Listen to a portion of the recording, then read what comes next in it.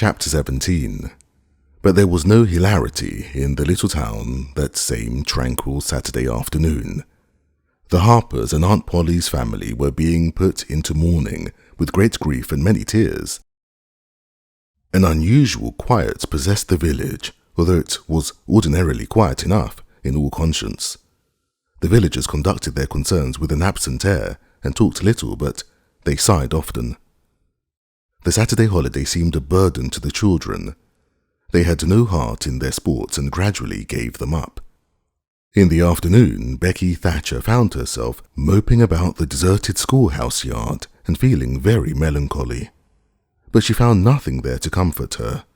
She soliloquized, "Oh, if I only had a brass and iron knob again. But I haven't got anything now to remember him by."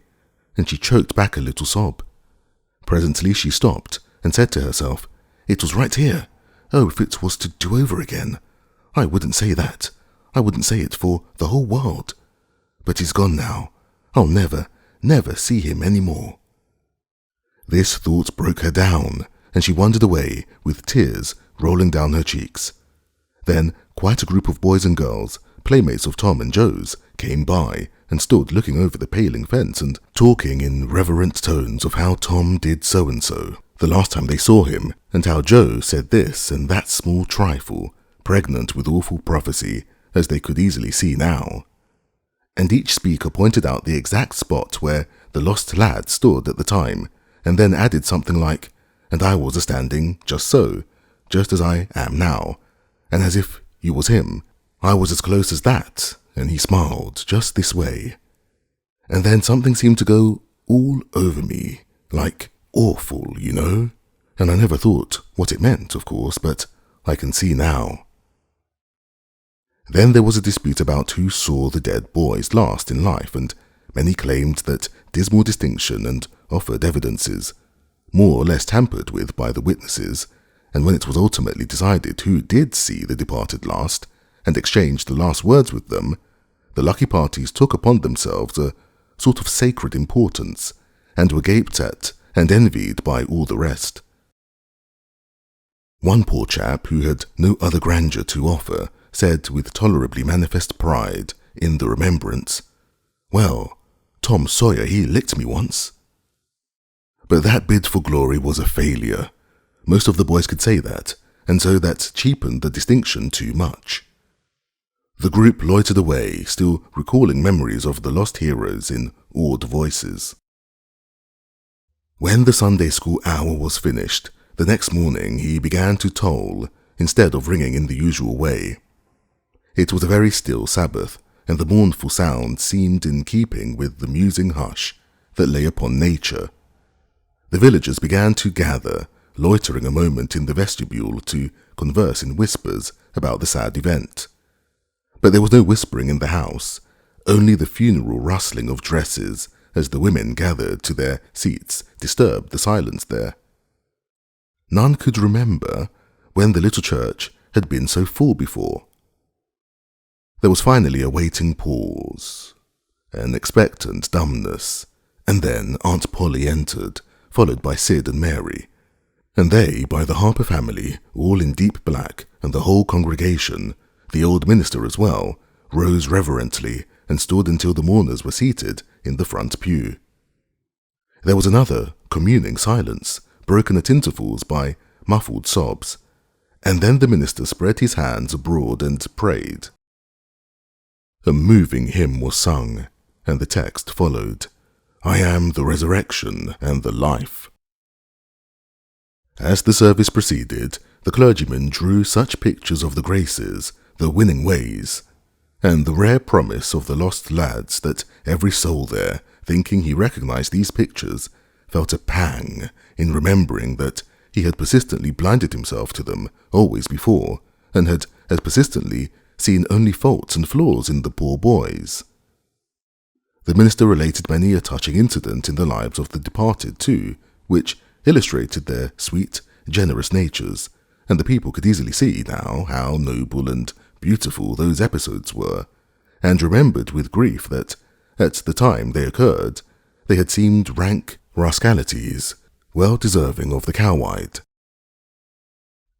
The congregation became more and more moved as the pathetic tale went on, till at last the whole company broke down and joined the weeping mourners in a chorus of anguished sobs, the preacher himself giving way to his feelings and crying in the pulpit. There was a rustle in the gallery which nobody noticed. A moment later the church door creaked. The minister raised his streaming eyes above his handkerchief and stood transfixed. First, one and then another pair of eyes followed the minister's, and then almost with one impulse the congregation rose and stared while the three dead boys came marching up the aisle. Tom in the lead, Joe next, and Huck, a ruin of drooping rags, sneaking sheepishly in the rear. They had been hid in the unused gallery listening to their own funeral sermon. Aunt Polly, Mary, and the Harpers threw themselves upon their restored ones, smothered them with kisses, and poured out thanksgivings, while poor Huck stood abashed and uncomfortable, not knowing exactly what to do or where to hide from so many unwelcoming eyes. He wavered and started to slink away, but Tom seized him and said, "Aunt Polly, it ain't fair. Somebody's got to be glad to see Huck." "And so they shall. I'm glad to see him, poor motherless thing." And the loving attentions Aunt Polly lavished upon him were the one thing capable of making him more uncomfortable than he was before. Suddenly the minister shouted at the top of his voice, "Praise God, from whom all blessings flow. Sing, and put your hearts in it." And they did. 100 swelled up with a triumphant burst, and while it shook the rafters, Tom saw the pirate, looked round upon the envying juveniles about him, and confessed in his heart that this was the proudest moment of his life. As the souled congregation trooped out, they said they would almost be willing to be made ridiculous again to hear Old 100 sung like that once more. Tom got more cuffs and kisses that day, according to Aunt Polly's varying moods, than he had earned before in a year, and he hardly knew which expressed the most gratefulness to God and affection for himself. Chapter 18. That was Tom's great secret, the scheme to return home with his brother pirates and attend their own funerals. They had paddled over to the Missouri shore on a log at dusk on Saturday, landing 5 or 6 miles below the village. They had slept in the woods at the edge of the town till nearly daylight, and had then crept through back lanes and alleys and finished their sleep in the gallery of the church among a chaos of invalided benches. At breakfast Monday morning, Aunt Polly and Mary were very loving to Tom and very attentive to his wants. There was an unusual amount of talk. In the course of it, Aunt Polly said, "Well, I don't say it wasn't a fine joke, Tom, to keep everybody suffering most a week, so you boys had a good time, but it is a pity you could be so hard-hearted as to let me suffer so. If you could come over on the log to go to your funeral, you could have come over and given me a hint some way that you weren't dead, but only run off." "Yes, you could have done that, Tom," said Mary, "and I believe you would if you had thought of it." "Would you, Tom?" said Aunt Polly, her face lighting wistfully. "Say now, would you, if you'd thought of it? Well, I don't know. 'Twould have spoiled everything." "Tom, I hoped you loved me that much," said Aunt Polly, with a grieved tone that discomforted the boy. "It would have been something if you'd cared enough to think of it, even if you didn't do it." "Now, Auntie, that ain't any harm," pleaded Mary. "It's only Tom's giddy way. He's always in such a rush that he never thinks of anything. More's the pity, Sid would have thought, and Sid would have come and done it too. Tom, you'll look back some day when it's too late and wish you'd cared a little more for me when it would have cost you so little." "Now, Auntie, you know I do care for you," said Tom. "I'd know it better if you acted more like it." "I wish now I'd thought," said Tom, with a repentant tone, "but I dreamt about you anyway. That's something, ain't it?" "It ain't much. A cat does that much, but it's better than nothing." "What did you dream?" "Why, Wednesday night, I dreamt that you were sitting over there by the bed, and Sid was sitting by the wood box, and Mary next to him. Well, so we did. So we always do. I'm glad your dreams could take even that much trouble about us. And I dreamt that Joe Harper's mother was here. Why, she was here. Did you dream any more? Oh, lots. But it's so dim now. Well, try to recollect, can't you? Somehow it seems to me that the wind blowed try harder, Tom.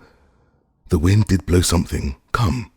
Tom pressed his fingers on his forehead an anxious minute, and then said, I've got it now. It blowed the candle. Mercy on us. Go on, Tom. Go on. And it seems to me that you said, why, I believe that door. Go on, Tom. Just let me study a moment, just a moment. Oh, yes. You said you believe the door was open. As I'm sitting here, I did, didn't I, Mary? Go on. And then, well, I won't be certain, but it seems like as if you made Sid go and, well, what did I make him do, Tom? What did I make him do? You made him, you made him shut it. Well, for the land's sake, I never heard the beat of that in all my days. Don't tell me there ain't anything in dreams any more. Serenity Harper shall know of this before I'm an hour older. I'd like to see her get around this, with her rubbish about superstition. Go on, Tom. Oh, it's all getting just as bright as day now. Next, you said I weren't bad, only mischievous and harum-scarum, and not any more responsible than, I think it was a colt or something. And so it was. Well, goodness gracious. Go on, Tom. And then you began to cry. So I did. Not the first time, neither. And then Mrs. Harper, she began to cry, and said Joe was just the same, and she wished she hadn't whipped him for taking cream when she'd thrown it out her own self. Tom, the spirit was upon you. You was a-prophesying. That's what you was doing. Land alive. Go on, Tom. Then Sid, he said, I don't think I said anything, said Sid. Yes, you did, Sid, said Mary. Shut your heads and let Tom go on. What did he say, Tom? He said, I think, he said, he hoped I was better off where I was going to be. But if I'd been better sometimes. There. You'd hear that. It was his very words. And you shut him up sharp. I lay I did. There must have been an angel there. There was an angel there, somewheres. And Mrs. Harper told about Joe scaring her with a firecracker, and you told about Peter and the painkiller. Just as true as I live. And then there was a whole lot of talking about dragging the river for us, and about having the funeral Sunday, and then you and old Miss Harper hugged and cried, and she went. It happened just so. It happened just so. As sure as I am sitting in these very tracks, Tom. You couldn't have told it more like if you'd had seen it. And then what? Go on, Tom. Then I thought you prayed for me, and I could see you and hear every word you said. And you went to bed, and I was sorry that I took and wrote on a piece of sycamore bark. We ain't dead. We are only off being pirates. And put it on the table by the candle, and then you looked so good laying there asleep that I thought I went and leaned over and kissed you on the lips. Did you, Tom? Did you? I just forgive you everything for that. And she seized the boy in a crushing embrace that made him feel like the guiltiest of villains. It was very kind, even though it was only a dream. Sid soliloquized just audibly. Shut up, Sid.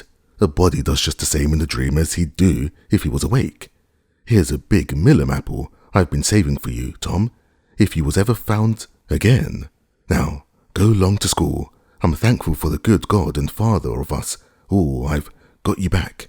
That's long-suffering and merciful to them that believe on him and keep his word, though goodness knows I'm unworthy of it.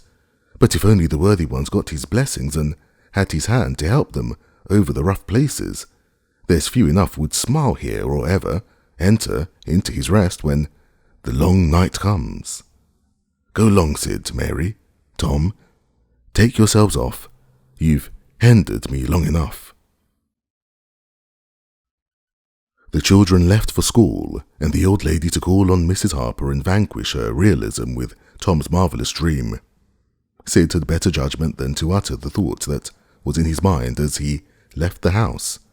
It was this, pretty thin, as long a dream as that, without any mistakes in it. What a hero Tom was become now.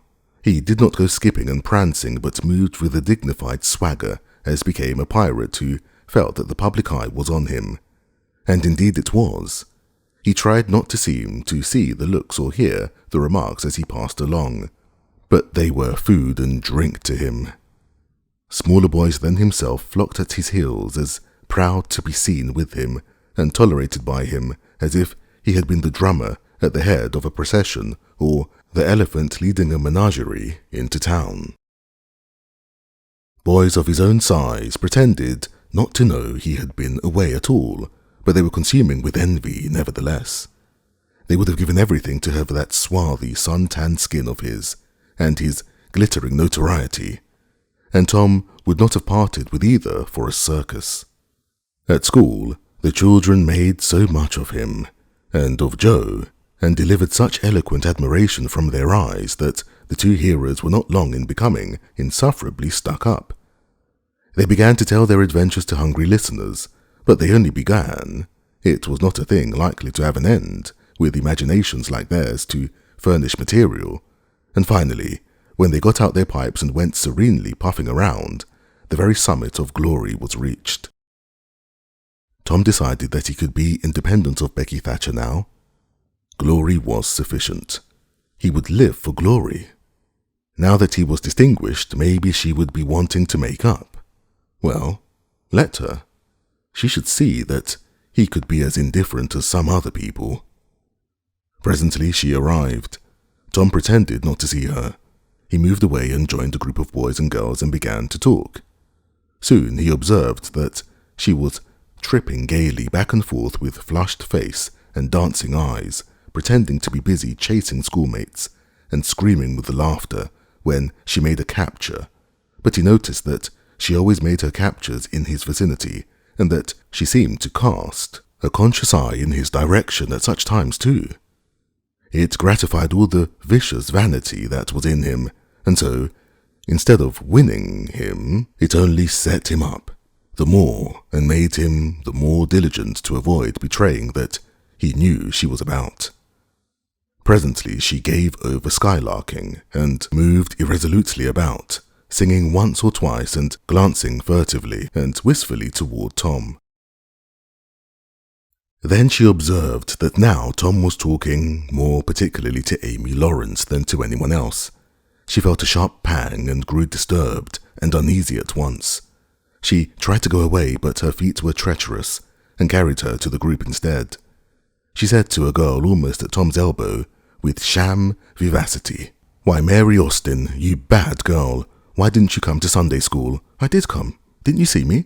"Why, no. Did you? Where did you sit?" "I was in Miss Peters' class, where I always go." "I saw you." "Did you? Why, it's funny, I didn't see you." "I wanted to tell you about the picnic." "Oh, that's jolly." "Who's going to give it?" "My ma's going to let me have one." "Oh, goody. I hope she'll let me come." "Well, she will. The picnic's for me. She'll let anybody come that I want. And I want you." "That's ever so nice. When's it going to be?" "By and by, maybe about vacation." "Oh, won't it be fun? You going to have all the girls and boys?" "Yes, everyone that's friends to me, or wants to be." And she glanced ever so furtively at Tom, but he talked right along to Amy Lawrence about the terrible storm on the island and how the lightning tore the great sycamore tree all to flinders while he was standing within 3 feet of it. "Oh, may I come?" said Grace Miller. "Yes." "And me?" said Sally Rogers. "Yes." "And me too," said Susie Harper. "And Joe?" "Yes." And so on, with clapping of joyful hands till all the group had begged for invitations but Tom and Amy. Then Tom turned coolly away, still talking, and took Amy with him. Becky's lips trembled and the tears came to her eyes. She hid these signs with a forced gaiety and went on chattering, but the life had gone out of the picnic now and out of everything else. She got away as soon as she could and hid herself and had what her sex call a good cry. Then she sat moody with wounded pride till the bell rang. She roused up now with a vindictive cast in her eye and gave her plaited tails a shake and said she knew what she'd do. At recess, Tom continued his flirtation with Amy with jubilant self-satisfaction. And he kept drifting about to find Becky and lacerate her with the performance. At last he spied her, but there was a sudden falling of his mercury. She was sitting cosily on a little bench behind the schoolhouse, looking at the picture book with Alfred Temple, and so absorbed they were, and their heads so close together over the book, that they did not seem to be conscious of anything in the world besides. Jealousy ran red-hot through Tom's veins. He began to hate himself for throwing away the chance Becky had offered for a reconciliation. He called himself a fool and all the hard names he could think of. He wanted to cry with vexation. Amy chatted happily along as they walked, for her heart was singing, but Tom's tongue had lost its function. He did not hear what Amy was saying, and whenever she paused expectantly, he could only stammer an awkward assent, which was as often misplaced as otherwise. He kept drifting to the rear of the schoolhouse again and again to sear his eyeballs with the hateful spectacle there. He could not help it, and it maddened him to see, as he thought he saw, that Becky Thatcher never once suspected that he was even in the land of the living. But she did see, nevertheless, and she knew she was winning her fight too, and was glad to see him suffer as she had suffered. Amy's happy prattle became intolerable. Tom hinted at things he had to attend to, things that must be done, and time was fleeting. But in vain the girl chirped on. Tom thought, oh, hang her, ain't I ever going to get rid of her? At last he must be attending to those things, and she said artlessly that she would be around when school let out. And he hastened away, hating her for it. Any other boy, Tom thought, grating his teeth. Any boy in the whole town, but that St. Louis smarty that thinks he dresses so fine and is aristocracy. Oh, all right. I licked you the first day you ever saw this town, mister, and I'll lick you again. You just wait till I catch you out. I'll just take and he went through the motions of thrashing an imaginary boy, pummeling the air and kicking and gorging. Oh, you do you? You holler now, do you? Now then, let that learn you. And so the imaginary flogging was finished to his satisfaction. Tom fled home at noon. His conscience could not endure any more of Amy's grateful happiness, and his jealousy could bear no more of the other distress. Becky resumed her picture inspections with Alfred, but as the minutes dragged along and no Tom came to suffer, her triumph began to cloud and she lost interest. Gravity and absent-mindedness followed, and then melancholy. 2 or 3 times she pricked up her ear at a footstep, but it was a false hope. No Tom came. At last she grew entirely miserable and wished she hadn't carried it so far, when poor Alfred, seeing that he was losing her, he did not know how, kept exclaiming, "Oh, here's a jolly one. Look at this." She lost patience at last and said, "Oh, don't bother me, I don't care for them," and burst into tears and got up and walked away. Alfred dropped alongside and was going to try to comfort her, but she said, "Go away and leave me alone, can't you? I hate you." So the boy halted, wondering what he could have done, for she had said she would look at pictures all through the nooning, and she walked on, crying. Then Alfred went musing into the deserted schoolhouse. He was humiliated and angry. He easily guessed his way to the truth. The girl had simply made a convenience of him to vent her spite upon Tom Sawyer. He was far from hating Tom the less when this thought occurred to him. He wished there was some way to get that boy into trouble without much risk to himself. Tom's spelling book fell under his eye. Here was his opportunity. He gratefully opened to the lesson for the afternoon and poured ink upon the page. Becky, glancing in at a window behind him at the moment, saw the act and moved on, without discovering herself. She started homeward now, intending to find Tom and tell him. Tom would be thankful and their troubles would be healed. Before she was halfway home, however, she had changed her mind. The thought of Tom's treatment of her when she was talking about her picnic came scorching back and filled her with shame. She resolved to let him get whipped on the damaged spelling book's account, and to hate him forever, into the bargain. Chapter 19. Tom arrived home in a dreary mood, and the first thing his aunt said to him showed him that he had brought his sorrows to an unpromising market. "Tom, I've a notion to skin you alive." "Auntie, what have I done?" "Well, you've done enough. Here I go over to Sereny Harper, like an old softy, expecting I'm going to make her believe all that rubbish about that dream, when lo and behold, she found out from Joe that you was over here and heard all the talk we had that night. Tom, I don't know what is to become of a boy that will act like that. It makes me feel so bad to think you could let me go to Sereny Harper and make such a fool of myself and never say a word."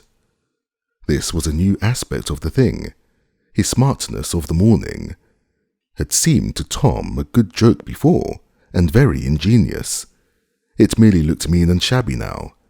He hung his head and could not think of anything to say for a moment.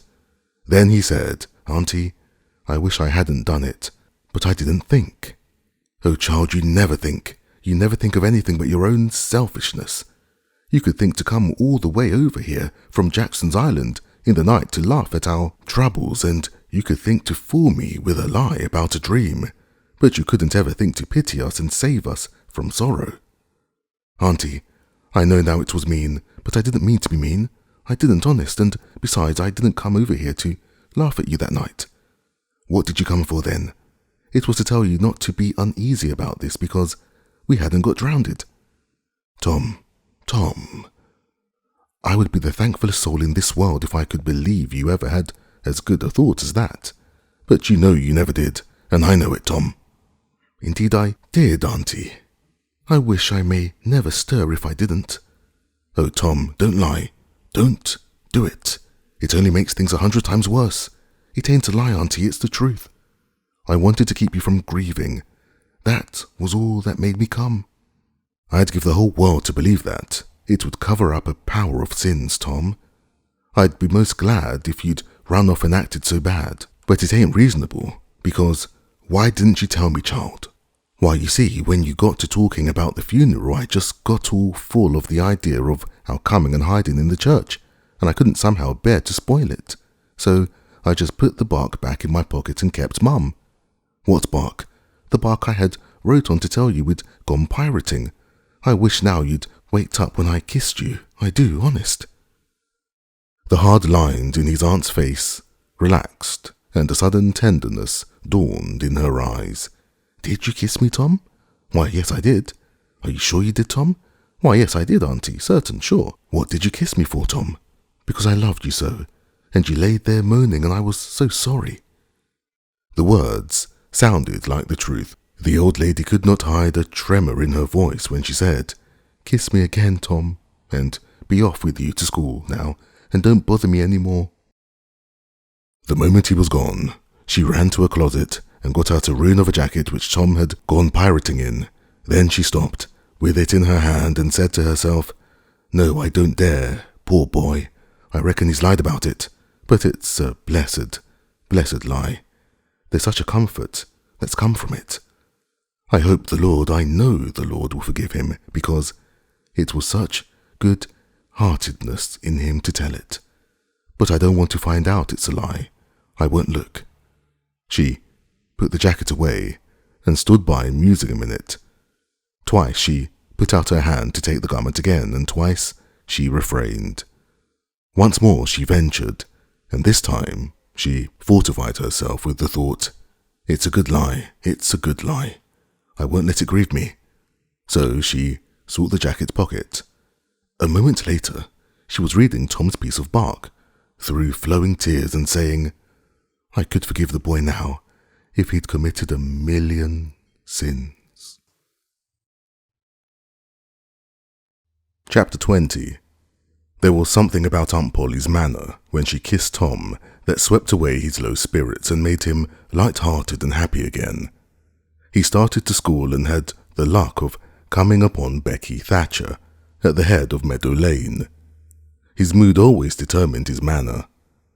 Without a moment's hesitation, he ran to her and said, "I acted mighty mean today, Becky, and I'm so sorry.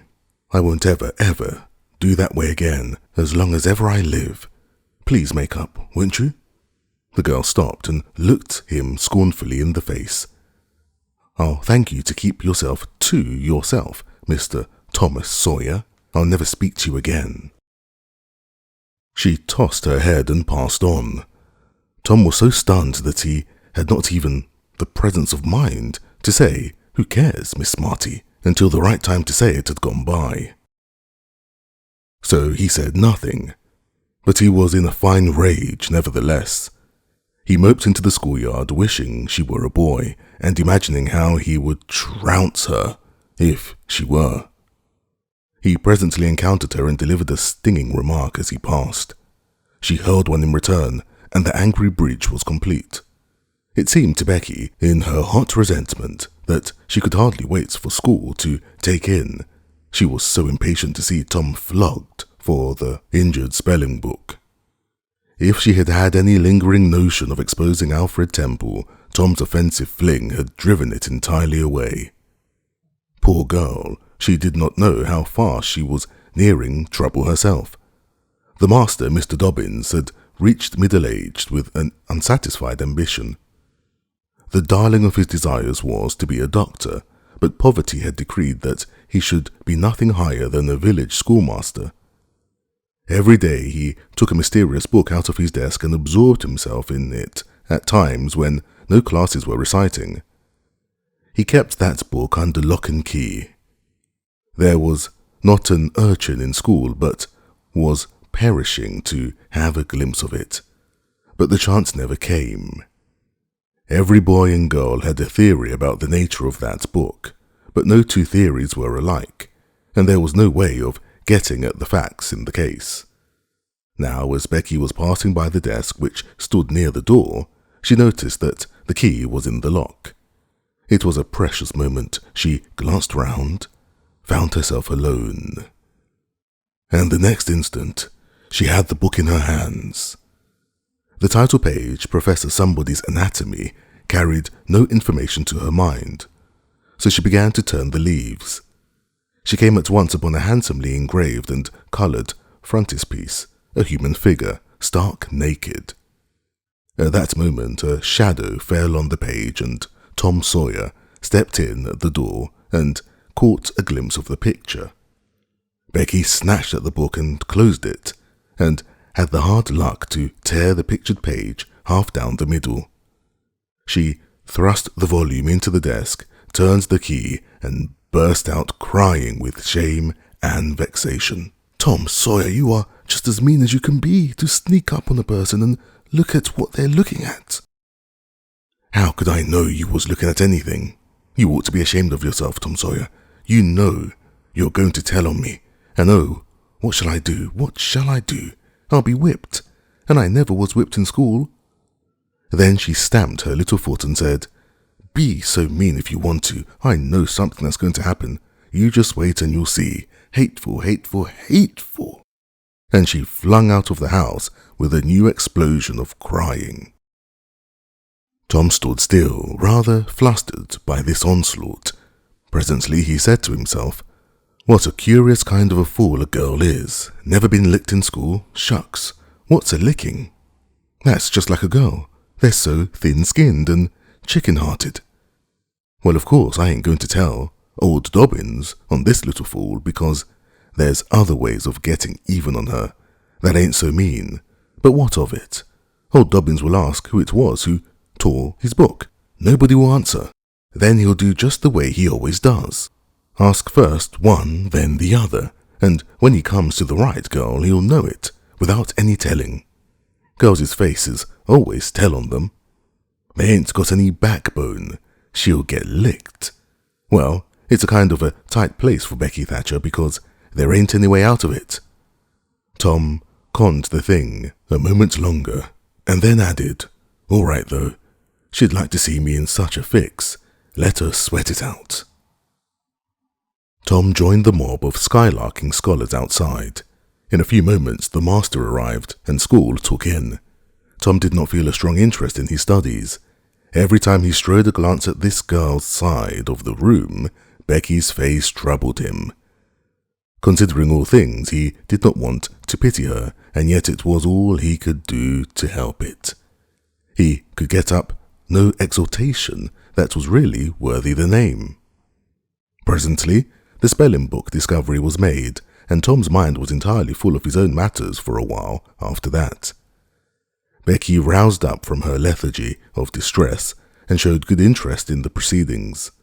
She did not expect that Tom could get out of his trouble by denying that he split the ink on the book himself, and she was right.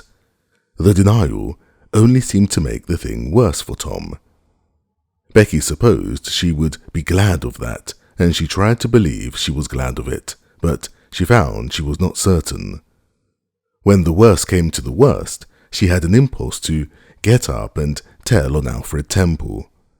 But she made an effort and forced herself to keep still because, said she to herself, "He'll tell about me tearing the picture, sure. I wouldn't say a word, not to save his life." Tom took his whipping and went back to his seat, not at all broken-hearted, for the thought it was possible that he had unknowingly upset the ink on the spelling book himself in some skylarking about. He had denied it for form's sake, and because it was custom, and had stuck to the denial from principle. A whole hour drifted by. The master sat nodding in his throne. The air was drowsy with the hum of study. By and by, Mr. Dobbin straightened himself up, yawned, then unlocked his desk and reached for his book, but seemed undecided whether to take it out or leave it. Most of the pupils glanced up languidly, but there were two among them that had watched his movements with intent eyes. Mr. Dobbins fingered his book absently for a while, then took it out and settled himself in his chair to read. Tom shot a glance at Becky. He had seen a hunted and helpless rabbit look as she did, with a gun levelled at its head. Instantly he forgot his quarrel with her. Quick, something must be done in a flash too. But the very imminence of the emergency paralyzed his invention. Good, he had an inspiration. He would run and snatch the book, spring through the door and fly. But his resolution shook for one little instant, and the chance was lost. The master opened the volume. If Tom only had wasted opportunity back again. Too late. There was no help for Becky now, he said. The next moment the master faced the school. Every eye sank under his gaze. There was that in it which smote even the innocent with fear. There was silence while one might count 10. The master was gathering his wrath. Then he spoke. Who tore this book? There was not a sound. One could have heard a pin drop. The stillness continued. The master searched face after face for signs of guilt. Benjamin Rogers, did you tear this book? A denial. Another pause. Joseph Harper, did you? Another denial. Tom's uneasiness grew more and more intense under the slow torture of these proceedings. The master scanned the ranks of boys, considered a while, then turned to the girls. Amy Lawrence, a shake of the head. Gracie Miller, the same sign. Susan Harper, did you do this? Another negative. The next girl was Becky Thatcher. Tom was trembling from head to foot with excitement and a sense of the hopelessness of the situation. Rebecca Thatcher. Tom glanced at her face. It was white with terror. Did you tear? No, look at me in the face. Her hands rose in appeal. Did you tear this book? A thought shot like lightning through Tom's brain. He sprang to his feet and shouted, I done it! The school stared in perplexity at this incredible folly. Tom stood a moment to gather his dismembered faculties, and when he stepped forward to go to his punishment, the surprise, the gratitude, the adoration that shone upon him out of poor Becky's eyes seemed pay enough for 100 floggings. Inspired by the splendor of his own act, he took without an outcry the most merciless flaying that even Mr. Dobbins had ever administered, and also received with indifference the added cruelty of a command to remain 2 hours after school should be dismissed, for he knew who would wait for him outside till his captivity was done, and not count the tedious time as loss either. Tom went to bed that night planning vengeance against Alfred Temple, for with shame and repentance Becky had told him all, not forgetting her own treachery. But even the longing for vengeance had to give way soon to pleasanter musings, and he fell asleep at last with Becky's latest words lingering dreamily in his ear. "Tom, how could you be so noble?" Chapter 21. Vacation was approaching. The schoolmaster, always severe, grew severer and more exacting than ever, for he wanted the school to make a good showing on examination day. His rod and his ferule were seldom idle now, at least among the smaller pupils. Only the biggest boys and young ladies of 18 and 20 escaped lashing. Mr. Dobbin's lashings were very rigorous ones too, for although he carried under his wig a perfectly bald and shiny head, he had only reached middle age, and there was no sign of feebleness in his muscle. As the great day approached, all the tyranny that was in him came to the surface. He seemed to take vindictive pleasure in punishing the least shortcomings. The consequence was that the smaller boys spent their days in terror and suffering, and their nights in plotting revenge. They threw away no opportunity to do the master a mischief, but he kept ahead all the time. The retribution that followed every vengeful success was so sweeping and majestic that the boys always retired from the field badly worsted. At last they conspired together and hit upon a plan that promised a dazzling victory. They swore in the sign painter's body, told him the scheme, and asked his help. He had his own reasons for being delighted, for the master boarded in his father's family and had given the boy ample cause to hate him. The master's wife would go on a visit to the country in a few days, and there would be nothing to interfere with the plan. The master always prepared himself for great occasions by getting pretty well fuddled, and the sign painter's boy said that when the dominie had reached the proper condition on examination evening, he would imagine the thing while he napped in his chair. Then he would have him awakened at the right time and hurried away to school. In the fullness of time, the interesting occasion arrived. At 8 in the evening, the schoolhouse was brilliantly lighted and adorned with wreaths and festoons of foliage and flowers. The master sat throned in his great chair upon a raised platform, with his blackboard behind him. He was looking tolerably mellow. 3 rows of benches on each side and 6 rows in front of him were occupied by the dignitaries of the town and by the parents of the pupils. To his left, back of the rows of citizens, was a spacious temporary platform upon which were seated the scholars who were to take part in the exercises of the evening, rows of small boys, washed and dressed to an intolerable state of discomfort, rows of gawky big boys, snowbanks of girls and young ladies, clad in lawn and muslin and conspicuously conscious of their bare arms, their grandmother's ancient trinkets, their bits of pink and blue ribbon, and the flowers in their hair. All the rest of the house was filled with non-participating scholars. The exercise began. A very little boy stood up and sheepishly recited, "You'd scarce expect one of my age to speak in public, on the stage," etc., accompanying himself with the painfully exact and spasmodic gestures which a machine might have used, supposing the machine to be a trifle out of order. But he got through safely. though cruelly scared, and got a fine round of applause when he made his manufactured bow and retired. A little shamefaced girl lisped, "Mary had a little lamb," etc., performed a compassion-inspiring curtsy, got her meed of applause, and sat down flushed and happy.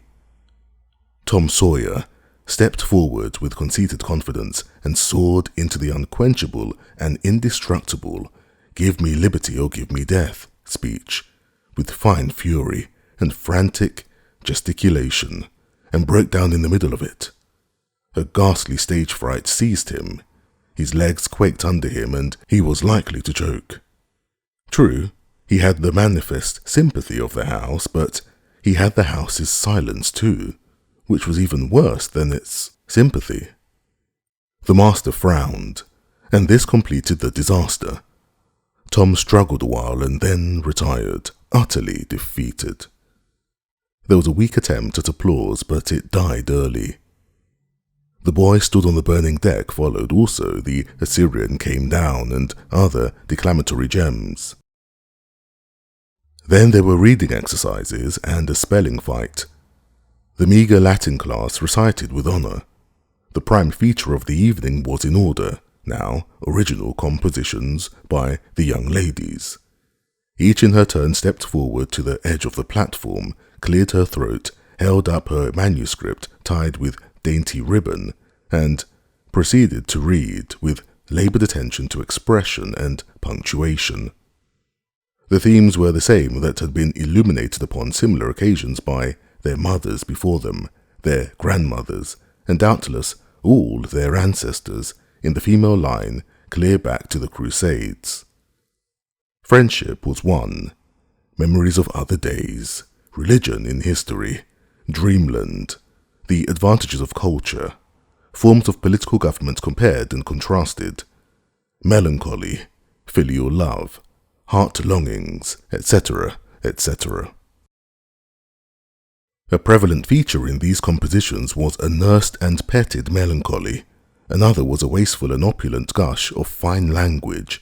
Another was a tendency to lug in by the ears particularly prized words and phrases until they were worn entirely out, and a peculiarity that conspicuously marked and marred them was the inveterate and intolerable sermon that wagged its crippled tail at the end of each and every one of them.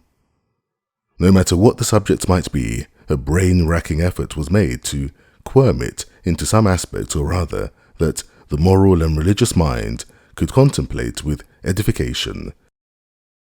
The glaring insincerity of these sermons was not sufficient today. It never will be sufficient while the world stands, perhaps.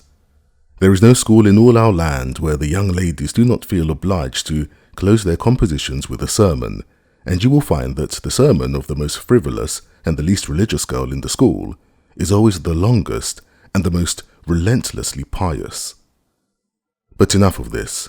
Homely truth is unpalatable. Let us return to the examination. The first composition that was read was one entitled, "Is This, Then, Life?" Perhaps the reader can enjoy an extract from it. In the common walks of life, with what delightful emotions does the youthful mind look forward to some anticipated scene of festivity. Imagination is busy sketching rose-tinted pictures of joy. In fancy, the voluptuous votary of fashion sees herself amid the festive throng, the observed of all observers. Her graceful form, arrayed in snowy robes, is whirling through the mazes of the joyous dance. Her eye is brightest, her step is lightest in the gay assembly. In such delicious fancies, time quickly glides by, and the welcome hour arrives for her entrance into the Elysian world, of which she has had such bright dreams. How fairy-like does everything appear to her enchanted vision! Each new scene is more charming than the last.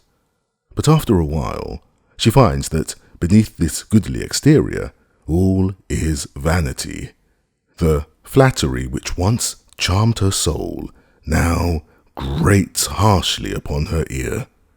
The ballroom has lost its charms, and with wasted health and embittered heart, she turns away with the conviction that earthly pleasures cannot satisfy the longings of the soul.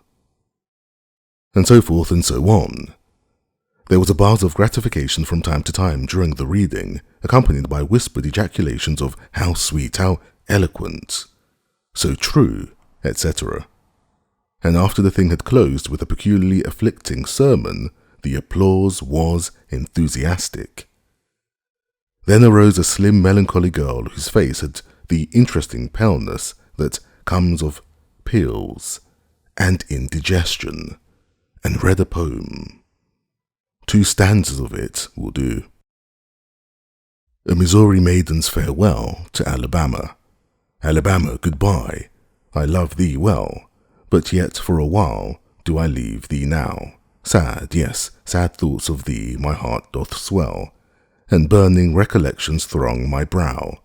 For I have wandered through thy flowery woods, have roamed and read near Tallapoosa's stream, have listened to Tallahassee warring floods, and wooed on Kusi's side Aurora's beam.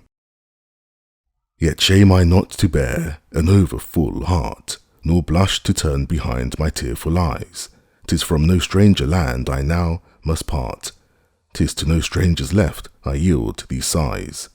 Welcome and home were mine within this state, whose veils I leave, whose spires fade fast from me, and cold must be mine eyes, and heart, and tet, when dear Alabama, they turn cold on thee. These were very few there who knew what tet meant, but the poem was very satisfactory nevertheless. Next appeared a dark-complexioned, black-eyed, black-haired young lady who paused an impressive moment, assumed a tragic expression, and began to read in a measured, solemn tone. A vision. Dark and tempestuous was night. Around the throne on high not a single star quivered, but the deep intonations of a heavy thunder constantly vibrated upon the ear, whilst the terrific lightning revelled in angry mood through the cloudy chambers of heaven, seeming to scorn the power exerted over its terror by the illustrious Franklin. Even the boisterous winds unanimously came forth from their mystic homes and blustered about as if to enhance by their aid the wildness of the scene. At such a time, so dark, so dreary, for human sympathy my very spirit sighed, but instead thereof, my dearest friend, my counsellor, my comforter and guide, my joy in grief, my second bliss in joy, came to my side. She moved like one of those bright beings pictured in the sunny walks of fancy's Eden by the romantic and young, a queen of beauty unadorned save by her own transcendent loveliness.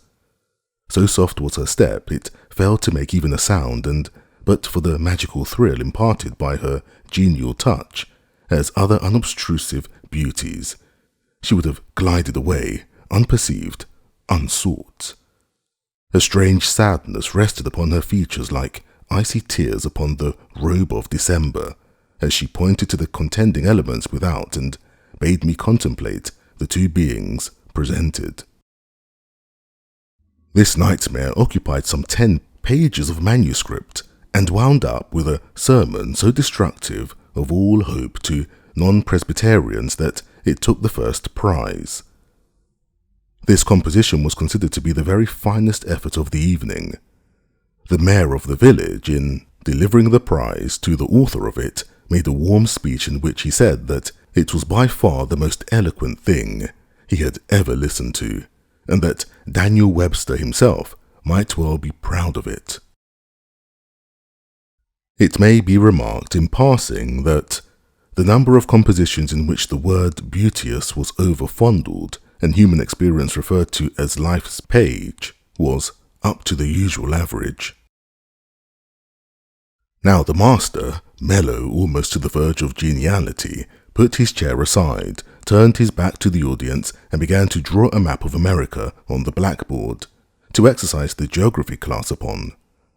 But he made a sad business of it with his unsteady hand, and a smothered titter rippled over the house. He knew what the matter was, and set himself to write it. He sponged out lines and remade them, but he only distorted them more than ever, and the tittering was more pronounced. He threw his entire attention upon his work, now as if determined not to be put down by the mirth. He felt that all eyes were fastened upon him. He imagined he was succeeding, and yet the tittering continued. It even manifestly increased, and well it might. There was a garret above, pierced with a scuttle over his head, and down through this scuttle came a cat, suspended around the haunches by a string. She had a rag tied about her head and jaws to keep her from mewing. As she slowly descended, she curved upward and clawed at the string. She swung downward and clawed at the tangible air. The tittering rose higher and higher. The cat was within 6 inches of the absorbed teacher's head. Down, down, a little lower, and she grabbed his wig with her desperate claws, clung to it, and was snatched up into the garret in an instant, with her trophy still in her possession. And how the light did blaze abroad from the master's bald pate, for the sign painter's boy had gilded it. That broke up the meeting. The boys were avenged. Vacation had come. Chapter 22. Tom joined the new order of cadets of temperance, being attracted by the showy character of their regalia. He promised to abstain from smoking, chewing, and profanity as long as he remained a member.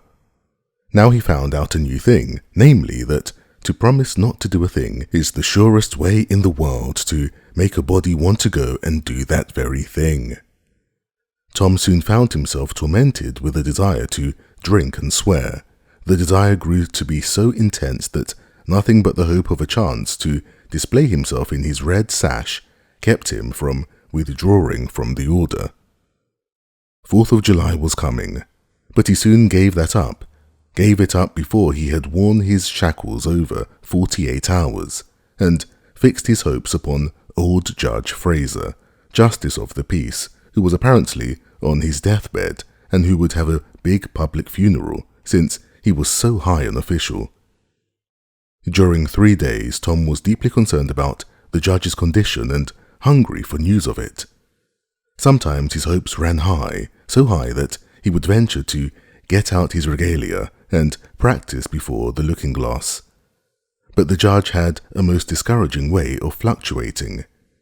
At last he was pronounced upon the mend, and then convalescent. Tom was disgusted, and felt a sense of injury too. He handed in his resignation at once, and that night the judge suffered a relapse and died. Tom resolved that he would never trust a man like that again. The funeral was a fine thing. The cadets paraded in a style calculated to kill the late member with envy. Tom was a free boy again, however. There was something in that. He could drink and swear now, but found to his surprise that he did not want to. The simple fact that he could took away desire and the charm of it. Tom presently wondered to find that his coveted vacation was beginning to hang a little heavily on his hands. He attempted a diary, but nothing happened during 3 days, and so he abandoned it. The first of all the Negro minstrel shows came to town and made a sensation. Tom and Joe Harper got up a band of performers and were happy for 2 days. Even the glorious 4th was in some sense a failure, for it rained hard, there was no procession in consequence, and the greatest man in the world, as Tom supposed, Mr. Benton, an actual United States Senator, proved an overwhelming disappointment, for he was not 25 feet high, nor even anywhere in the neighborhood of it. A circus came.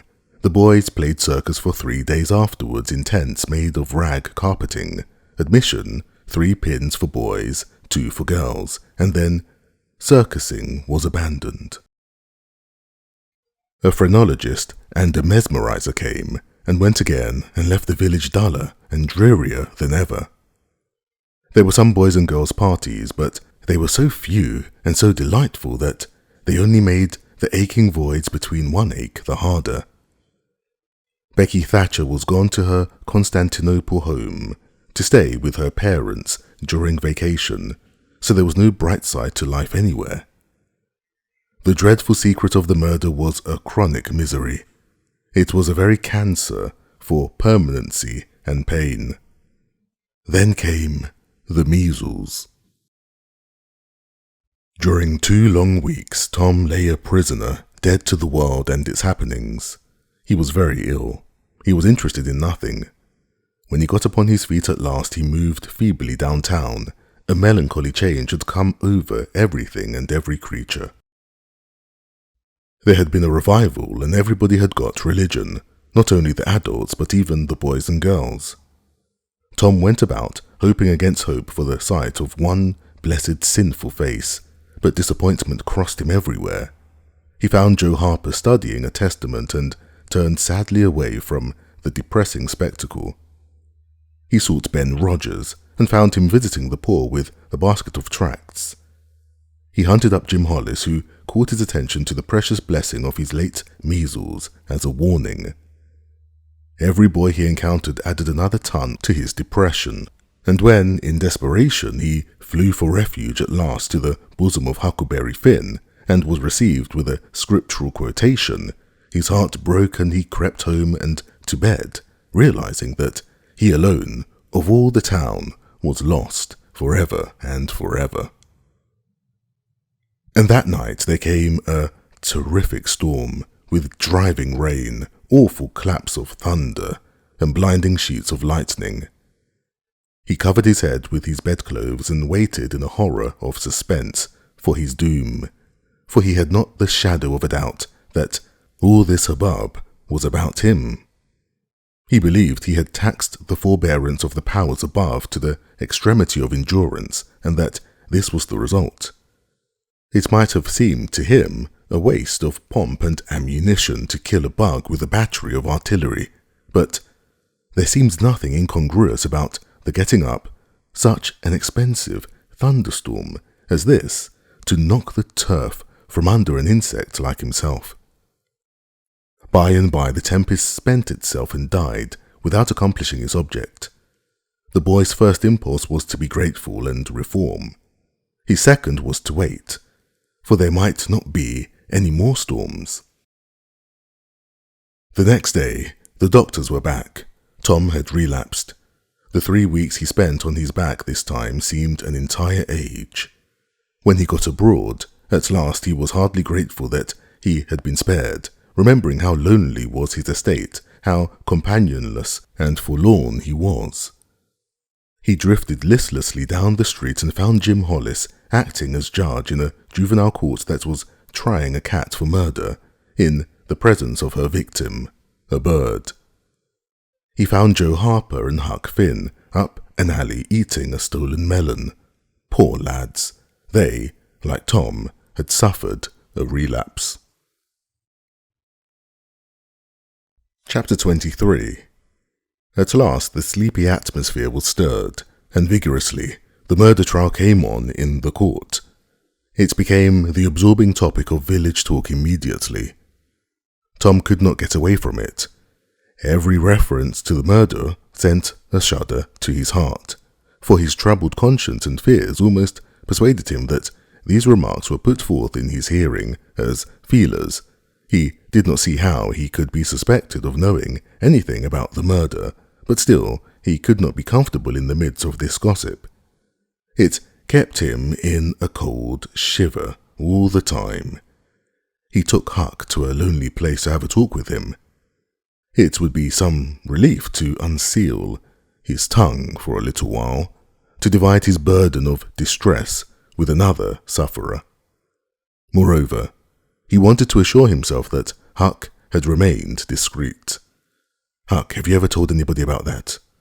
"About what?" "You know what." "Oh, of course I haven't." Never a word, never a solitary word, so help me. What makes you ask? Well, I was afraid. Why, Tom Sawyer, we wouldn't be alive 2 days if that got found out. You know that. Tom felt more comfortable after a pause. Huck, they couldn't get anybody to get you to tell, could they? Get me to tell? Why, if I wanted that half-breed devil to drown me, they could get me to tell. They ain't no different way. Well, that's all right then. I reckon we're safe as long as we keep mum. But let's swear again anyway. It's more surer. I'm agreed. So they swore again, with dread solemnities. What is the talk around, Huck? I've heard a power of it. Talk? Well, it's just Muff Potter. Muff Potter all the time. It keeps me in a sweat constantly, so I want to hide somewhere. That's just the same way they go on around me. I reckon he's a goner. Don't you feel sorry for him sometimes? Almost always. Mostly always. He ain't no account, but they ain't ever done anything to hurt anybody. Just fishes a little, to get money to get drunk on, and loafs around considerably. But Lord, we all do that. Leastways most of us, preachers and such like.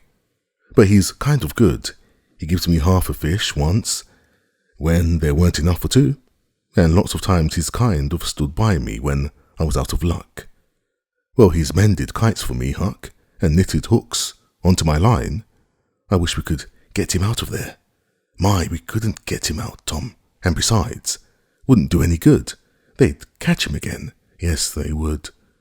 But I hate to hear them abuse him so like the Dickens when he never done that. I do too, Tom, Lord. I hear them say he's the bloodiest looking villain in this country, and they wonder he wasn't ever hung before. Yes, they talk like that all the time. I've heard them say that if he were to get free, they were going to lynch him, and they do it too. The boys had a long talk, but it brought them little comfort. As the twilight drew on, they found themselves hanging about the neighborhood of the little isolated jail, perhaps with an undefined hope that something would happen that might clear away their difficulties. But nothing happened. There seemed to be no angels or fairies interested in this luckless captive. The boys did as they had often done before, went to the cell grating and gave Potter some tobacco and matches. He was on the ground floor, and there were no guards. His gratitude for their gifts had always smote their consciences before. It cut deeper than ever this time. They felt cowardly and treacherous to the last degree when Potter said, "You've been mighty good to me, boys, better than anybody else in this town. And I don't forget it, I don't. Often I says to myself, said I used to mend all the boys' kites and things and show 'em where the good fishing places was and befriend 'em what I could, and now they've all forgot old Muff when he's in trouble. But Tom don't, and Huck don't. They don't forget him," says I, "and I don't forget them. Well, boys, I'm done an awful thing. Drunk and crazy at the time. That's the only way I account for it. And now I got to swing for it, and it's right. Right, and best, too, I reckon. Hope so, anyway. Well, we won't talk about that. I don't want to talk to make you feel bad. You've befriended me. But what I want to say is, don't you ever get drunk. Then you won't ever get here. Stand a little further west so that it's a prime comfort to see faces that so friendly when a body's in such a muck of trouble, and don't none come here but you. Good friendly faces, good friendly faces. Get up and on another's back and let me touch 'em. That's it. Shake hands. You'll come through the bars, but mine's too big. Little hands and weak. But they've helped Muff Potter a power, and they'd help him more if they could."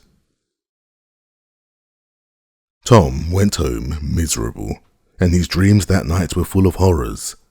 The next day, and the day after, he hung about the courtroom, drawn by an almost irresistible impulse to go in, but forcing himself to stay out. Huck was having the same experience.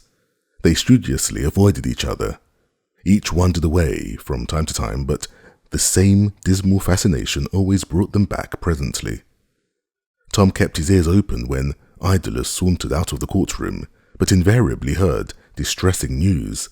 The toils were closing more and more relentlessly around poor Potter. At the end of the second day, the village talk was to the effect that Injun Joe's evidence stood firm and unshaken, and that there was not the slightest question as to what the jury's verdict would be. Tom was out late that night and came to bed through the window.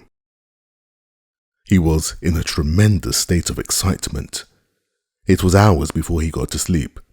All the village flocked to the courthouse the next morning, for this was to be the great day. Both sexes were about equally represented in the packed audience. After a long wait, the jury filed in and took their places. Shortly afterward, Potter, pale and haggard, timid and hopeless, was brought in with chains upon him and seated where all the curious eyes could stare at him. No less conspicuous was Injun Joe, stolid as ever. There was another pause. And then the judge arrived, and the sheriff proclaimed the opening of the court. The usual whisperings among the lawyers and gathering together of papers followed. These details and accompanying delays worked up an atmosphere of preparation that was as impressive as it was fascinating. Now a witness was called who testified that he found Muff Potter washing in the brook at an early hour of the morning, that the murderer was discovered, and that he immediately sneaked away. After some further questioning, counsel for the prosecution said, "Take the witness." The prisoner raised his eyes for a moment, but dropped them again when his own counsel said, "I have no questions to ask him." The next witness proved the finding of the knife near the corpse. Counsel for the prosecution said, "Take the witness." "I have no questions to ask him," Potter's lawyer replied. A third witness swore he had often seen the knife in Potter's possession. "Take the witness." Counsel for Potter declined to question him. The faces of the audience began to betray annoyance. Did this attorney mean to throw away his client's life without an effort? Several witnesses deposed concerning Potter's guilty behavior when brought to the scene of the murder. They were allowed to leave the stand without being cross-questioned. Every detail of the damaging circumstances that occurred in the graveyard upon that morning, which all present remembered so well, was brought out by credible witnesses, but none of them were cross-examined by Potter's lawyer. The perplexity and dissatisfaction of the House expressed itself in murmurs and provoked a reproof from the bench. Counsel for the prosecution now said, "By the oaths of citizens whose simple word is above suspicion, we have fastened this awful crime, beyond all possibility of question, upon the unhappy prisoner at the bar. We rest our case here." A groan escaped from poor Potter, and he put his face in his hands and rocked his body softly to and fro, while a painful silence reigned in the courtroom. Many men were moved, and many women's compassion testified itself in tears. Counsel for the defense rose and said, "Your Honor, in our remarks at the opening of this trial, we foreshadowed our purpose to prove that our client did this fearful deed while under the influence of a blind and irresponsible delirium produced by drink. We have changed our mind. We shall not offer that plea." Then to the clerk, "Call Thomas Sawyer." A puzzled amazement awoke in every face in the house, not even excepting Potter's. Every eye fastened itself with wondering interest upon Tom as he rose and took his place upon the stand. The boy looked wild enough, for he was badly scared. The oath was administered.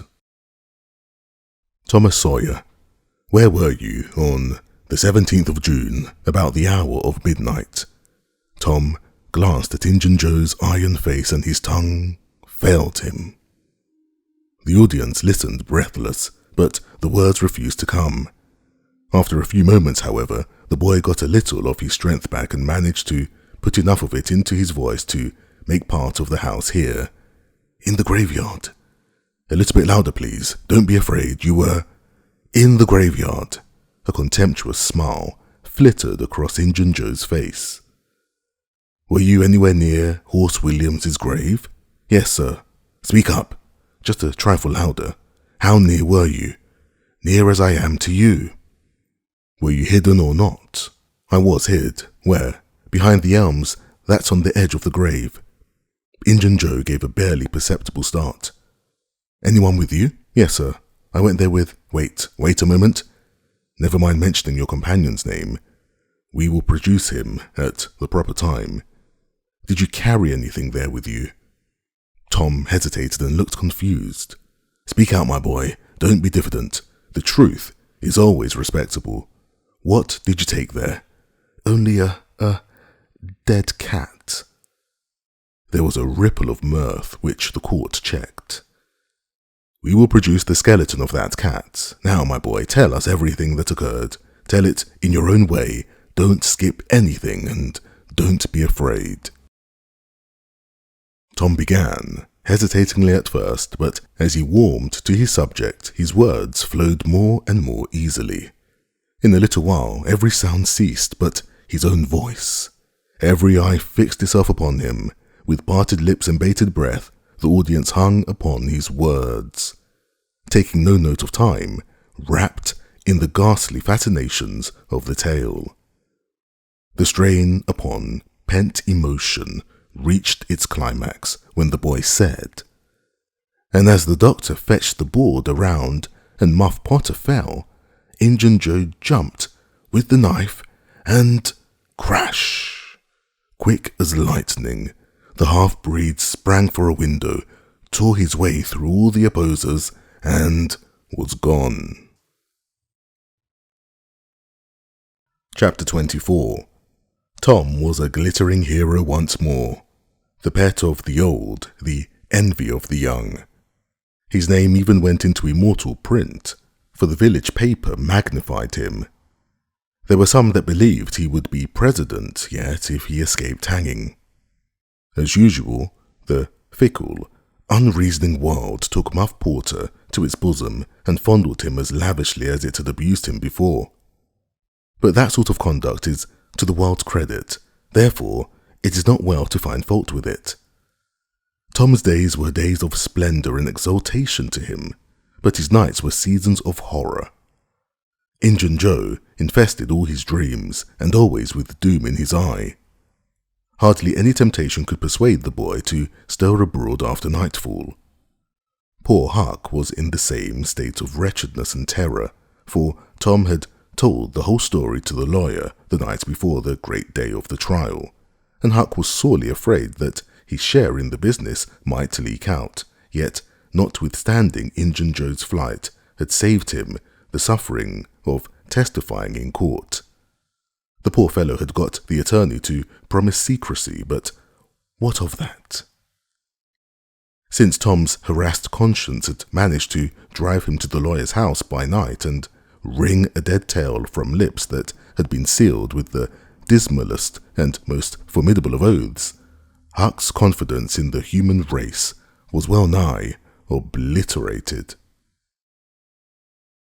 Daily, Muff Potter's gratitude made Tom glad when he had spoken, but nightly he wished he had sealed up his tongue. Half the time Tom was afraid Injun Joe would never be captured. The other half he was afraid he would be. He felt sure he never could draw a safe breath again until that man was dead and he had seen the corpse. Rewards had been offered. The country had been scoured, but no Injun Joe was found. One of those omniscient and awe-inspiring marvels, a detective, came up from St. Louis, moused around, shook his head, looked wise, and made that sort of astounding success which members of that craft usually achieve. That is to say, he found a clue. But you can't hang a clue for murder. And so after that detective had got through and gone home, Tom felt just as insecure as he was before. The slow days drifted on, and each left behind it a slightly lightened weight of apprehension. Chapter 25. There comes a time in every rightly constructed boy's life when he has a raging desire to go somewhere and dig for hidden treasure. This desire suddenly came upon Tom one day. He sallied out to find Joe Harper, but failed of success. Next he sought Ben Rogers. He had gone fishing.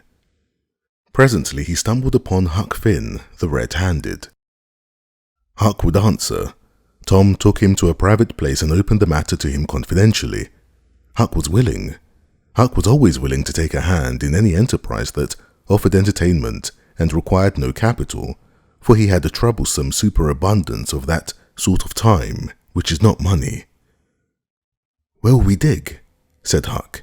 "Oh, almost anywhere." "Why, is it hid all around?" "No, indeed it ain't. It's hid in mighty particular places. Huck, sometimes on islands, sometimes on rotten chests under the end of a limb of an old dead tree, just where the shadow falls at midnight, but mostly under the floor in haunted houses." "Who hides it?" "Why, robbers, of course. Who do you reckon? Sunday school superintendents?" "I don't know. If 'twas mine, I wouldn't hide it. I'd spend it and have a good time." "So would I, but robbers don't do that way. They always hide it and leave it there." "Don't they come after it any more?" "No, they think they will, but they generally forget the marks, or else they die. Anyway, it lays there a long time and gets rusty, and by somebody finds an old yellow paper that tells how to find the marks. A paper that's got to be ciphered over about a week because it's mostly signs and hieroglyphics." Hieroglyphics, pictures and things, you know, that don't seem to mean anything." "Have you got one of them papers, Tom?" "No." "Well then, how are you going to find the marks?" "I don't want any marks. They always bury it under a haunted house, or on an island, or under a dead tree that's got one limb sticking out." "Well, we've tried Jackson's Island a little, and we can try it again sometime. And there's the old haunted house up the Steelhouse branch, and there's lots of dead limb trees. Dead loads of them." "Is it under all of them?" "How you talk, no."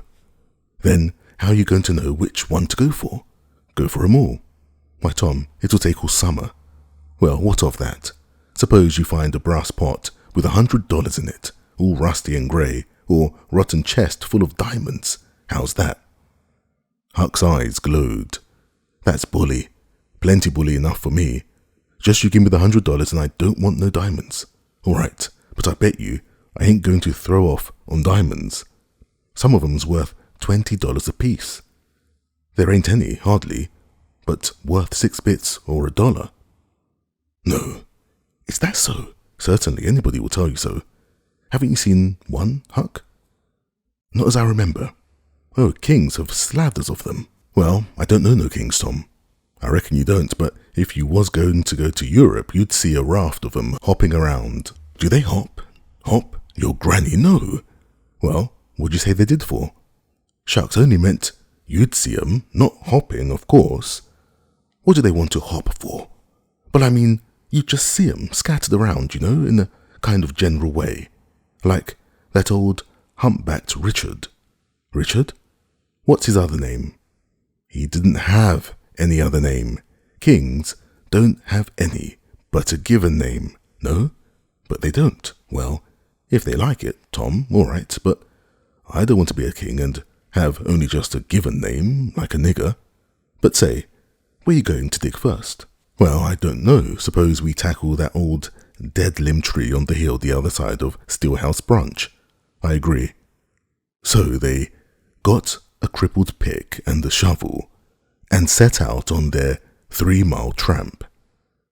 They arrived hot and panting and threw themselves down in the shade of a neighbouring elm to rest and have a smoke. "I like this," said Tom. "So do I. Say, Huck, if we find a treasure here, what are you going to do with your share?" "Well, I'll have a pie and a glass of soda every day, and I'll go to every circus that comes along. I bet I'll have a gay time." "Well, ain't you going to save any of it?" "Save it? For what?" "Why, so as to have something to live on by and by." "Oh, that ain't any use. Pup would come back to this your town some day and get his claws on it, if I didn't hurry up. And I tell you, he'd clean it out pretty quick. What are you going to do with yours, Tom?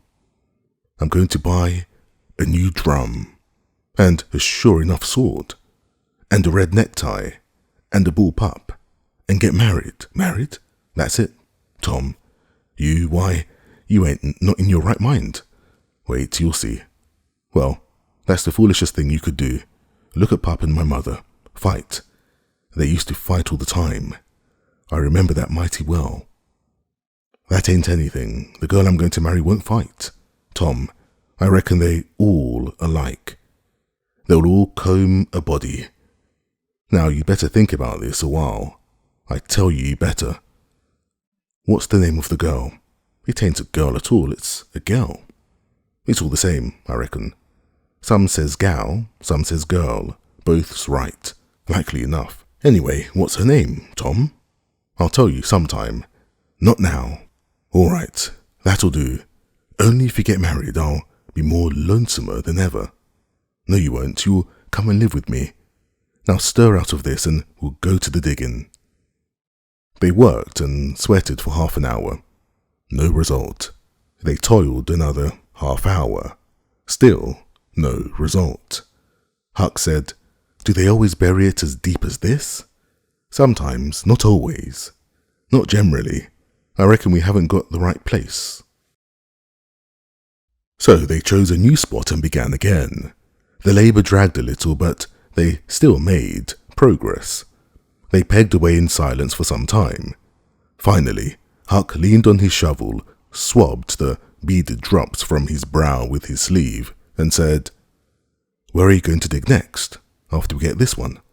I reckon maybe we'll tackle the old tree that's over yonder on Cardiff Hill, back of the widow's. I reckon that'll be a good one. But won't the widow take it away from us, Tom? It's on her land. She take it away. Maybe she'd like to try it once. Whoever finds one of these hid treasures, it belongs to him. It don't make any difference whose land it's on." That was satisfactory. The work went on. By and by, Huck said, "Blame it, we must be in the wrong place again. What do you think?" "It is mighty curious, Huck. I don't understand it. Sometimes witches interfere. I reckon maybe that's what's the trouble now." "Shucks, witches ain't got no power in the daytime." "Well, that's so. I didn't think of that, but I know what the matter is. What a blamed lot of fools we are. You got to find out where the shadow of a limb falls at midnight, and that's where you dig.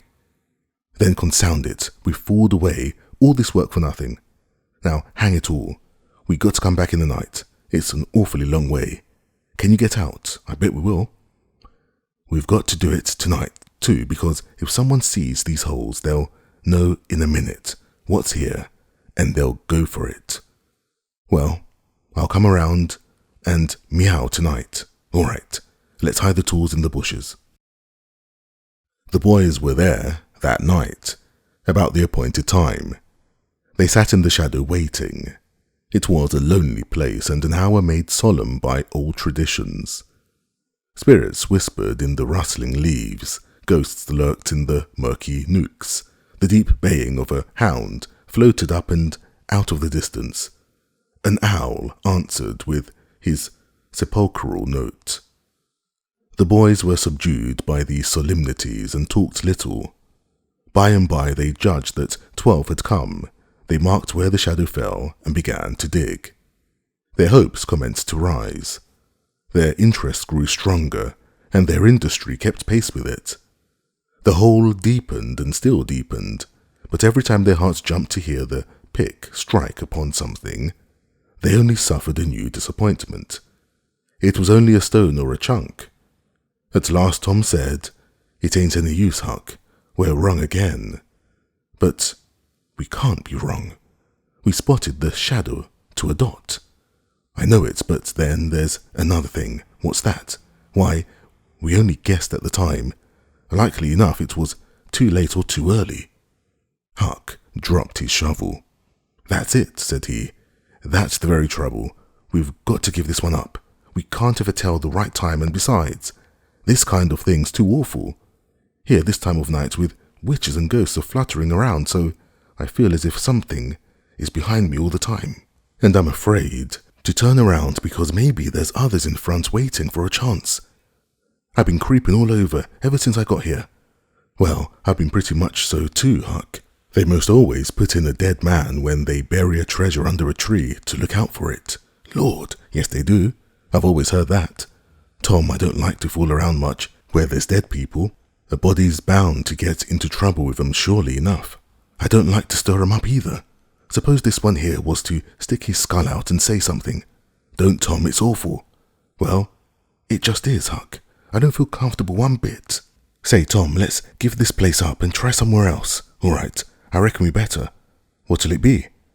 Tom considered a while and then said, the haunted house. That's it. Blame it, I don't like haunted houses, Tom. Why, they're a damn sight worse than dead people. Dead people might talk maybe, but they don't come sliding around in a shroud when you ain't noticing and peep over your shoulder all of a sudden and grit their teeth the way a ghost does. I couldn't understand such a thing as that, Tom. Nobody could. Yes, but Huck, ghosts don't travel around only at night. They won't hinder us from digging there in the daytime. Well, that's so. But you know mighty well people don't go about that haunted house in the day nor the night. Well, that's mostly because they don't like to go where a man's been murdered, anyway. But nothing's ever been seen around that house except in the night. Just some blue lights slipping by the windows. No regular ghosts. Well, where you see one of them blue lights flickering around, Tom, you can bet there's a ghost mighty close behind it. It stands to reason because you know that don't anybody but ghosts use them. Yes, that's so, but anyway, they don't come round in the daytime, so what's the use of our being afraid? Well, all right, we'll tackle the haunted house if you say so, but I reckon it's taking chances. They had started down the hill by this time. There in the middle of the moonlight valley, below them stood the haunted house, utterly isolated, its fences gone long ago, rank weeds smothering the very doorsteps, the chimney crumbled to ruin, the window sashes vacant, a corner of the roof caved in. The boys gazed a while, half expecting to see a blue light flit past the window. Then, talking in a low tone, as befitted the time and the circumstances, they struck far off to the right, to give the haunted house a wide berth, and took their way homeward through the woods that adorned the rearward side of Cardiff Hill. Chapter 26. About noon the next day, the boys arrived at the dead tree. They had come for their tools. Tom was impatient to go to the haunted house. Huck was measurably so also, but suddenly said, "Look here, Tom, do you know what day it is?" Tom mentally ran over the days of the week and then, quickly, lifted his eyes with a startled look in them. "My, I never once thought of it, Huck."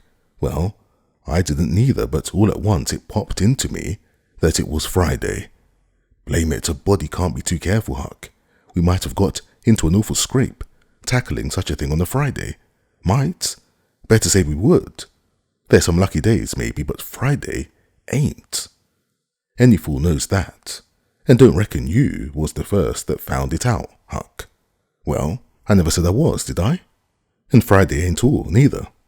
I had a rotten bad dream last night. Dreamt about rats. No, sure sign of trouble." "Did they fight?" "No." "Well, that's good, Huck. When they don't fight, it's only a sign that there's trouble around, you know. All we got to do is to look mighty sharp and keep out of it. We'll drop this thing for today and play. Do you know Robin Hood, Huck?" "No." "Who's Robin Hood?"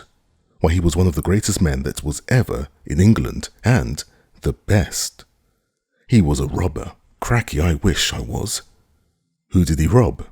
"Only sheriffs and bishops and rich people and kings and such like. But he never bothered the poor. He loved them.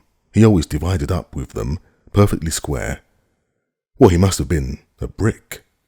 "I bet you he was, Huck." "Oh, he was the noblest man that ever was. There ain't any such men now, I can tell you that. He could lick any man in England with one hand tied behind him, and he could take his U-bow and plug a 10-cent piece every time, 1.5 miles. What's a U-bow? I don't know. It's some kind of a bow, of course. And if he hit that dime only on the edge, he would set down and cry and curse. But we'll play Robin Hood. It's no be fun. I'll learn you. I'm agreed. So they played Robin Hood all the afternoon, now and then casting a yearning eye down upon the haunted house and passing a remark about the morrow's prospects and possibilities there.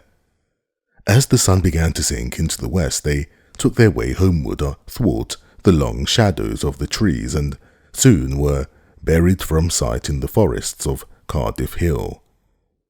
On Saturday, shortly after noon, the boys were at the dead tree again. They had a smoke and a chat in the shade, and then dug a little in their last hole, not with great hope, but merely because Tom said there were so many cases where people had given up a treasure after getting down within 6 inches of it, and then somebody else had come along and turned it up with a single thrust of a shovel. The thing failed this time, however, so the boys shouldered their tools and went away feeling that they had not trifled with fortune, but had fulfilled all the requirements that belong to the business of treasure hunting. When they reached the haunted house, there was something so weird and grisly about the dead silence that reigned there under the baking sun, and something so depressing about the loneliness and desolation of the place that they were afraid, for a moment, to venture in. Then they crept to the door and took a trembling peep. They saw a weed-grown, floorless room unplastered, an ancient fireplace, vacant windows, a ruinous staircase, and here, there, and everywhere hung ragged and abandoned cobwebs. They presently entered softly with quickened pulses, talking in whispers, ears alert to catch the slightest sound and muscles tense and ready for instant retreat. In a little while familiarity modified their fears and they gave place to a critical and interested examination, rather admiring their own boldness and wondering at it too. Next they wanted to look upstairs. This was something like cutting off retreat. But they got to daring each other, and of course, there could be but one result. They threw their tools into the corner and made the ascent. Up there were the same signs of decay. In one corner they found a closet that promised mystery, but the promise was a fraud. There was nothing in it. Their courage was up now and well in hand. They were about to go down and begin work when, "Shh," said Tom. "What is it?" whispered Huck, blanching with fright. "Shh, there, hear it. Shh, there, hear it? Yes. Oh my, it's run. Keep still. Don't you budge. They're coming right toward the door." The boys stretched themselves upon the floor with their eyes to knotholes in the planking and lay waiting in a misery of fear. "They've stopped. No, coming. Here they are. Don't whisper another word, Huck. My goodness, I wish I was out of this." 2 men entered. Each boy said to himself, "There's the old deaf and dumb Spaniard that has been about town once or twice lately. Never saw the other man before." The other was a ragged, unkempt creature, with nothing very pleasant in his face. The Spaniard was wrapped in a syrup. He had bushy white whiskers, long white hair flowed from under his sombrero, and he wore green goggles. When they came in, the other was talking in a low voice. They sat down on the ground, facing the door, with their backs to the wall, and the speaker continued his remarks. His manner became less guarded and his words more distinct as he proceeded. "No," said he, "I've thought it all over, and I don't like it. It's dangerous." "Dangerous?" grunted the deaf and dumb Spaniard, to the vast surprise of the boys. "Milksop." This voice made the boys gasp and quake. It was Injun Joe's. There was silence for some time. Then Joe said, "What's any more dangerous than that job up yonder? But nothing's come of it. That's different. Away up the river so, and not another house about. 'Twon't ever be known that we tried, anyway. long as we didn't succeed. Well, what's more dangerous than coming here in the daytime? Anybody would suspicion us that saw us. I know that, but there weren't any other places handy after that fool of a job. I want to quit this shanty. I wanted to yesterday, only it wasn't any use trying to stir out here, with those infernal boys playing over there on the hill, right in full view. Those infernal boys quaked again under the inspiration of this remark, and thought how lucky it was that they had remembered it was Friday, and concluded to wait a day. They wished in their hearts they had waited a year. The two men got out some food and made a luncheon. After a long and thoughtful silence, Injun Joe said, "Look here, lad, you go back up the river where you belong. Wait there till you hear from me. I'll take the chances on dropping into this town, just once more, for a look. We'll do that dangerous job after I've spied around a little and think things look well for it. Then for Texas, we'll leg it together." This was satisfactory. Both men presently fell to yawning, and Injun Joe said, "I'm dead for sleep. It's your turn to watch." He curled down in the weeds and soon began to snore. His comrade stirred him once or twice, and he became quiet. Presently the watcher began to nod. His head drooped lower and lower. Both men began to snore now. The boys drew a long, grateful breath. Tom whispered, "Now's our chance. Come." Huck said, "I can't. I'd die if they was to wake."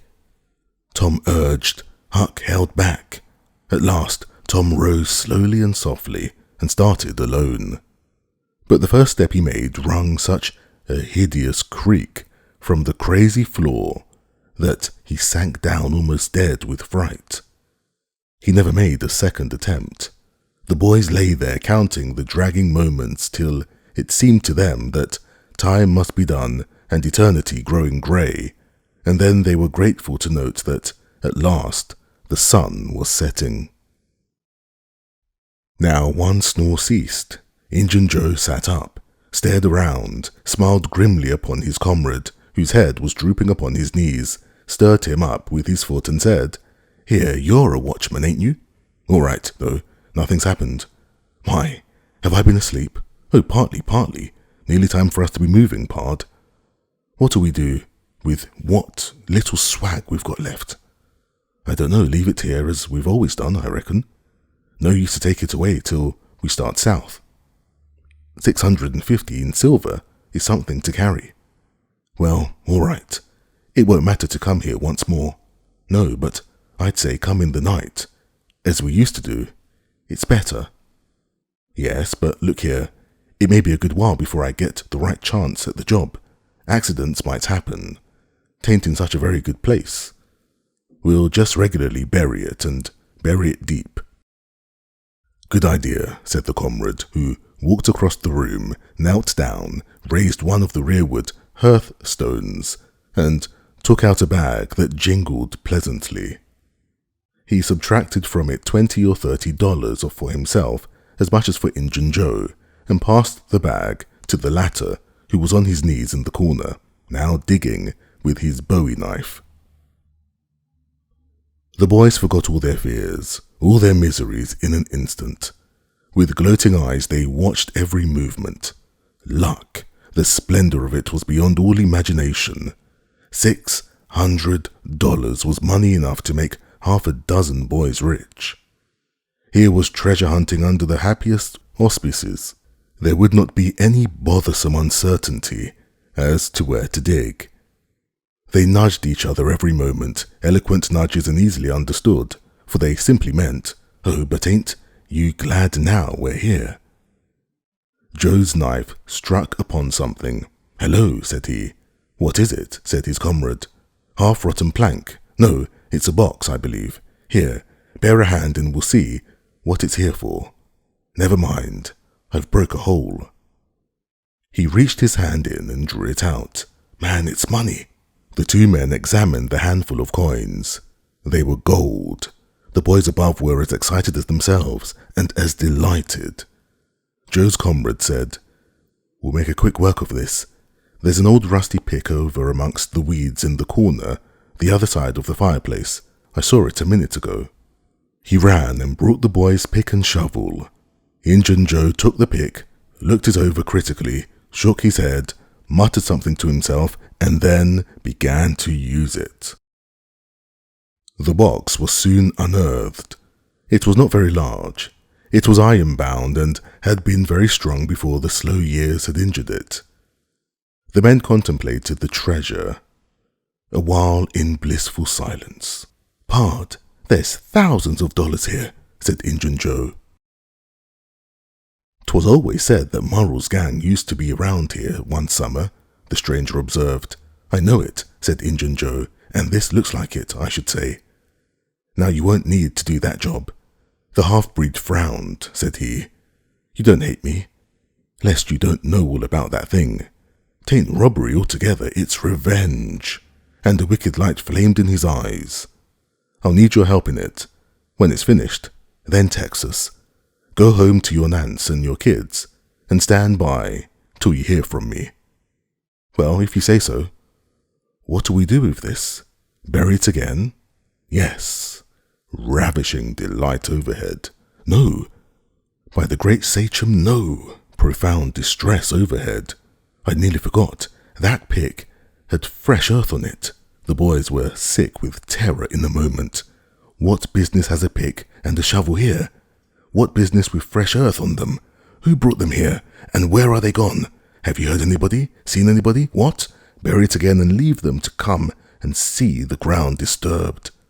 "Not exactly." "Not exactly? Well, take it to my den." "Why, of course. Might have thought of that before." "You mean number 1? No, number 2, under the cross. The other place is bad, too common." "All right. It's nearly dark enough to start."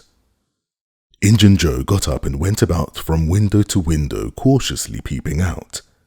Presently he said, "Who could have brought those tools here? Do you reckon they can be upstairs?" The boys' breath forsook them. Injun Joe put his hand on his knife, halted a moment undecided, and then turned toward the stairway. The boys thought of the closet, but their strength was gone. The steps came creaking up the stairs. The intolerable distress of the situation woke the stricken resolution of the lads. They were about to spring for the closet, when there was a crash of rotten timbers, and Injun Joe landed on the ground amid the debris of the ruined staircase. He gathered himself up cursing, and his comrade said, "Now what's the use of all that? If it's anybody, they're up there. Let them stay there, who cares? If they want to jump down now and get into trouble, who objects? It'll be dark in 15 minutes, and then let them follow us if they want to. I'm willing.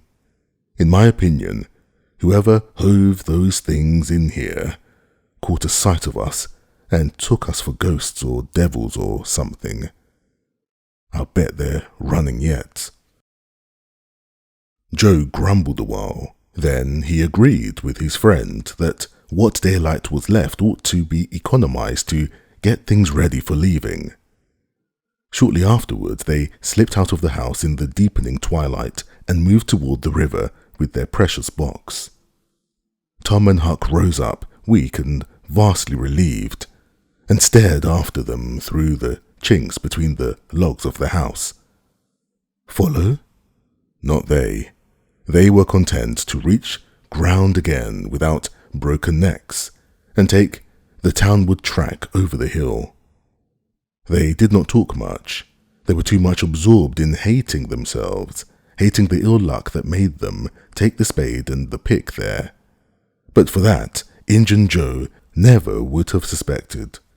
He would have hidden the silver with the gold to wait there till his revenge was satisfied, and then he would have had the misfortune to find that money turn up missing. Bitter, bitter luck that the tools were ever brought there. They resolved to keep a lookout for that Spaniard when he should come to town, spying out for chances to do his revengeful job, and follow him to number 2, wherever that might be. Then a ghastly thought occurred to Tom. Revenge? What if he means us, Huck? "Oh, don't," said Huck. nearly fainting. They talked it all over, and as they entered town they agreed to believe that he might possibly mean somebody else, at least that he might at least mean nobody but Tom, since only Tom had testified. Very, very small comfort it was to Tom to be alone in danger. Company would be a palpable improvement, he thought. Chapter 27. The adventure of the day mightily tormented Tom's dreams that night. 4 times he had his hands on that rich treasure, and 4 times it wasted to nothingness in his fingers as sleep forsook him and wakefulness brought back the hard reality of his misfortune.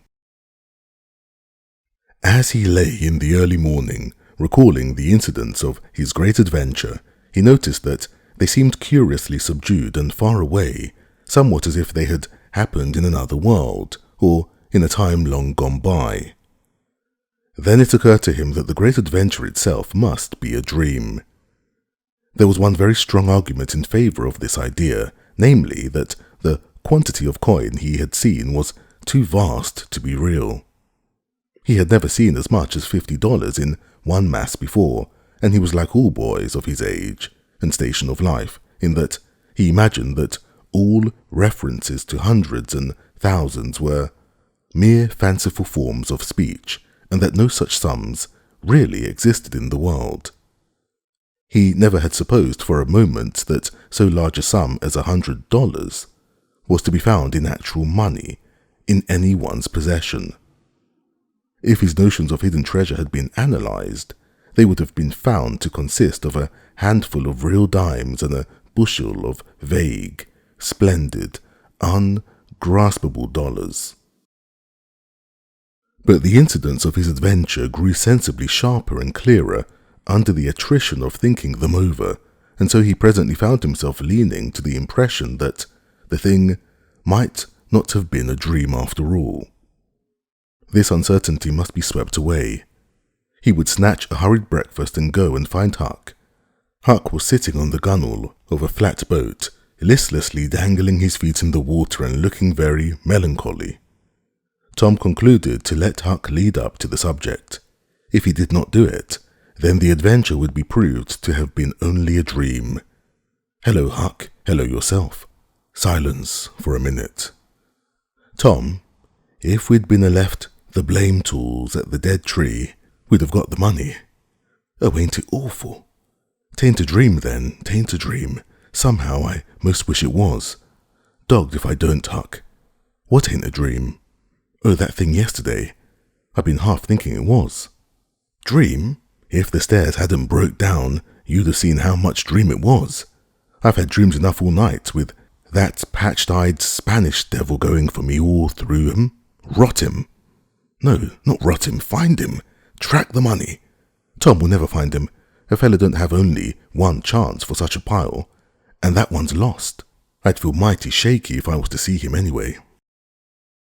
"Well, so die, but I'd like to see him anyway and track him out. To his number 2. Number 2, yes, that's it. I've been thinking about that, but I can't make nothing out of it." "What do you reckon it is?" "I dunno. It's too deep. Say, Huck, maybe it's a number of a house." "Goody. No, Tom, that ain't it. If it is, it ain't in this one-horse town. They ain't no numbers here." "Well, that's so. Let me think a minute. Here, it's the number of a room in a tavern, you know." "Oh, that's a trick. They ain't only 2 taverns.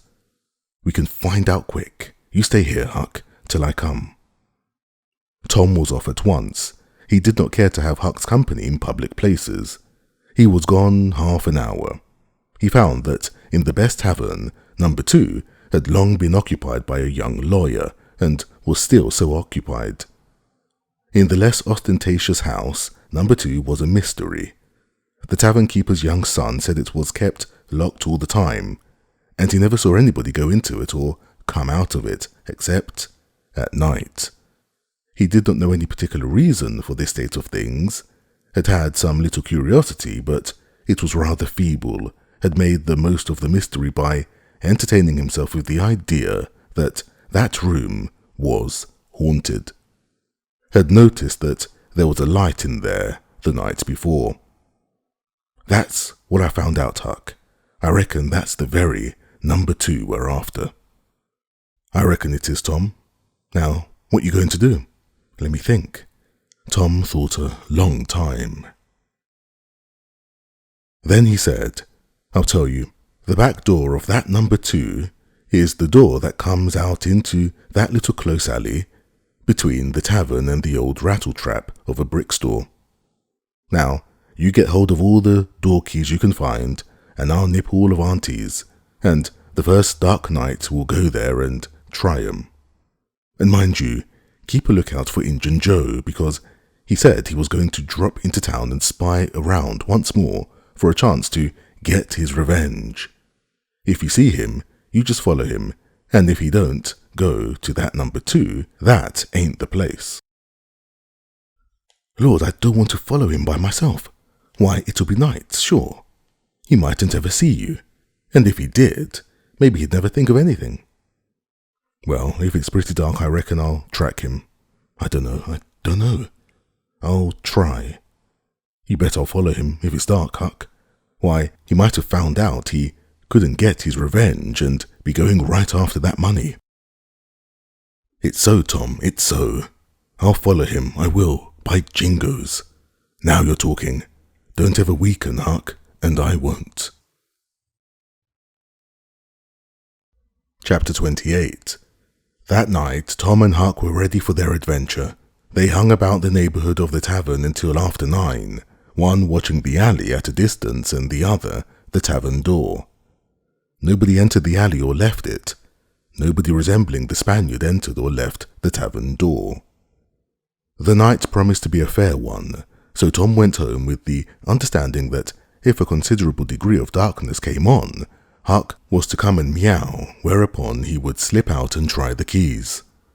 But the night remained clear, and Huck closed his watch and retired to bed in an empty sugar hogshed about 12.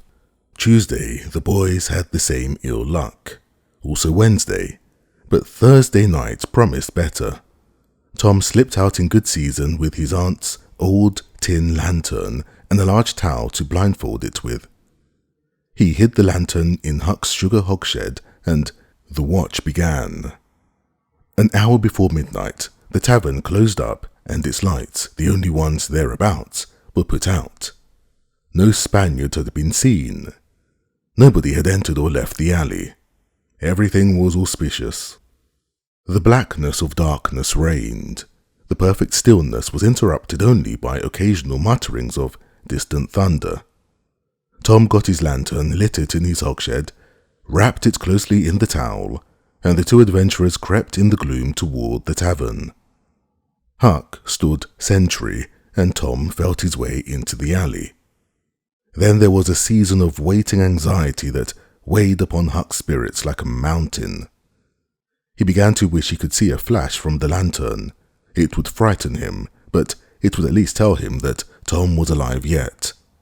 It seemed hours since Tom had disappeared. Surely he must have fainted. Maybe he was dead. Maybe his heart had burst under terror and excitement.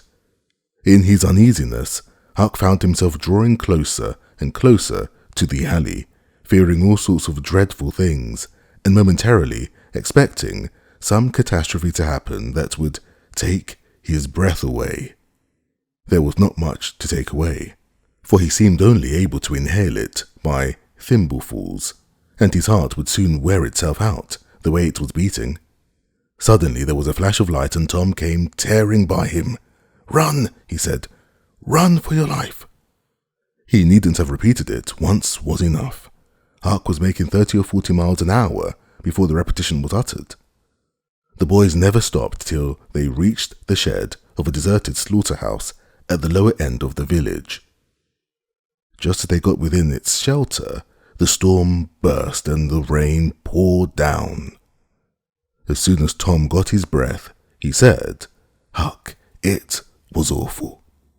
I tried 2 of the keys just as soft as I could, but they seemed to make such a power of racket that I couldn't hardly get my breath. I was so scared.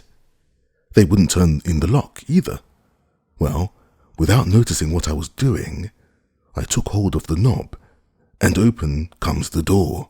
It wasn't locked. I hopped in and shook off the towel, and great Caesar's ghost. What? What'd you see, Tom? Huck? I most stepped into Injun Joe's hand. No, yes, he was lying there, sound asleep on the floor, with his old patch on his eye and his arms spread out. Lord, what did you do? Did he wake up? No, never budged. Drunk, I reckon. I just grabbed that towel and started. I never thought of the towel, I bet.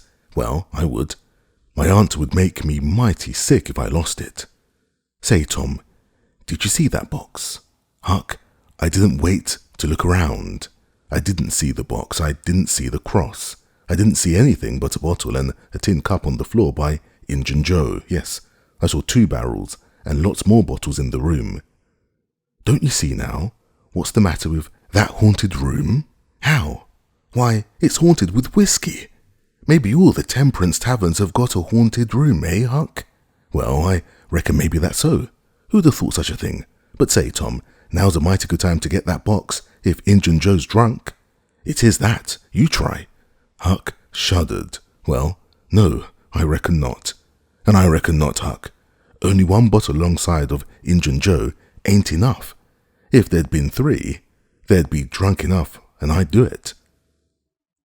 There was a long pause for reflection, and then Tom said, Look here, Huck. Let's not try that thing any more till we know Injun Joe's not in there. It's too scary. Now, if we watch every night, we'll be dead sure to go see him go out, sometime or other, and then we'll snatch that box quicker than lightning. Well, I'm agreed. I'll watch the whole night long, and I'll do it every night too, if you'll do the other part of the job. All right, I will. All you got to do is to trot up Hooper Street, a block and a meow, and if I'm asleep, you throw some gravel at the window, and that'll fetch me. Agreed, as good as wheat. Now, Huck, the storm's over, and I'll go home. It'll begin to be daylight in a couple of hours. You go back and watch that long, will you? I said I would, Tom, and I will. I'll hunt that tavern every night for a year. I'll sleep all day and I'll stand watch all night. That's all right. Now, where are you going to sleep? In Ben Rogers' hayloft. He lets me, and so does his pup's nigger man, Uncle Jake. I took water for Uncle Jake whenever he wants me to, and any time I ask him, he gives me a little something to eat if I can ever spare it. That's a mighty good nigger, Tom. He likes me because I don't ever act as if I was above him. Sometimes I've sat right down to eat with him, but you needn't tell that. A body's got to do things when he's awfully hungry that he wouldn't do as a steady thing. Well, if I don't want you in the daytime, I'll let you sleep. I won't come bothering around. Anytime you see something's up in the night, just skip right round and meow. Chapter 29. The first thing Tom heard on Friday morning was a glad piece of news. Judge Thatcher's family had come back to town the night before.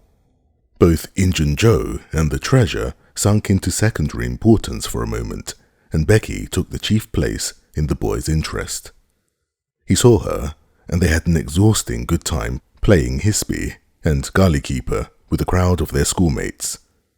The day was completed and crowned in a peculiarly satisfactory way.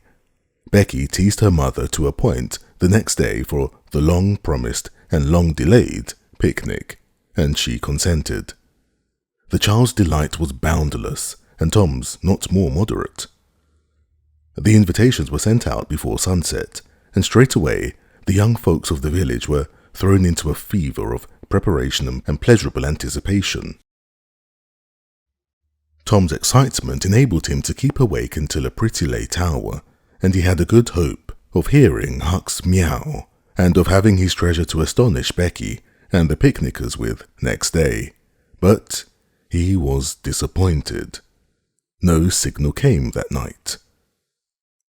Morning came, eventually, and by 10 or 11 o'clock, a giddy and rollicking company were gathering at Judge Thatcher's, and everything was ready for a start.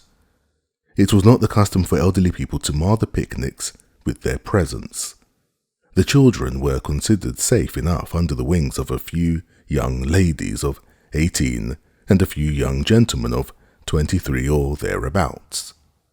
The old steam ferry boat was chartered for the occasion. Presently the gay throng filled up the main street laden with provision baskets.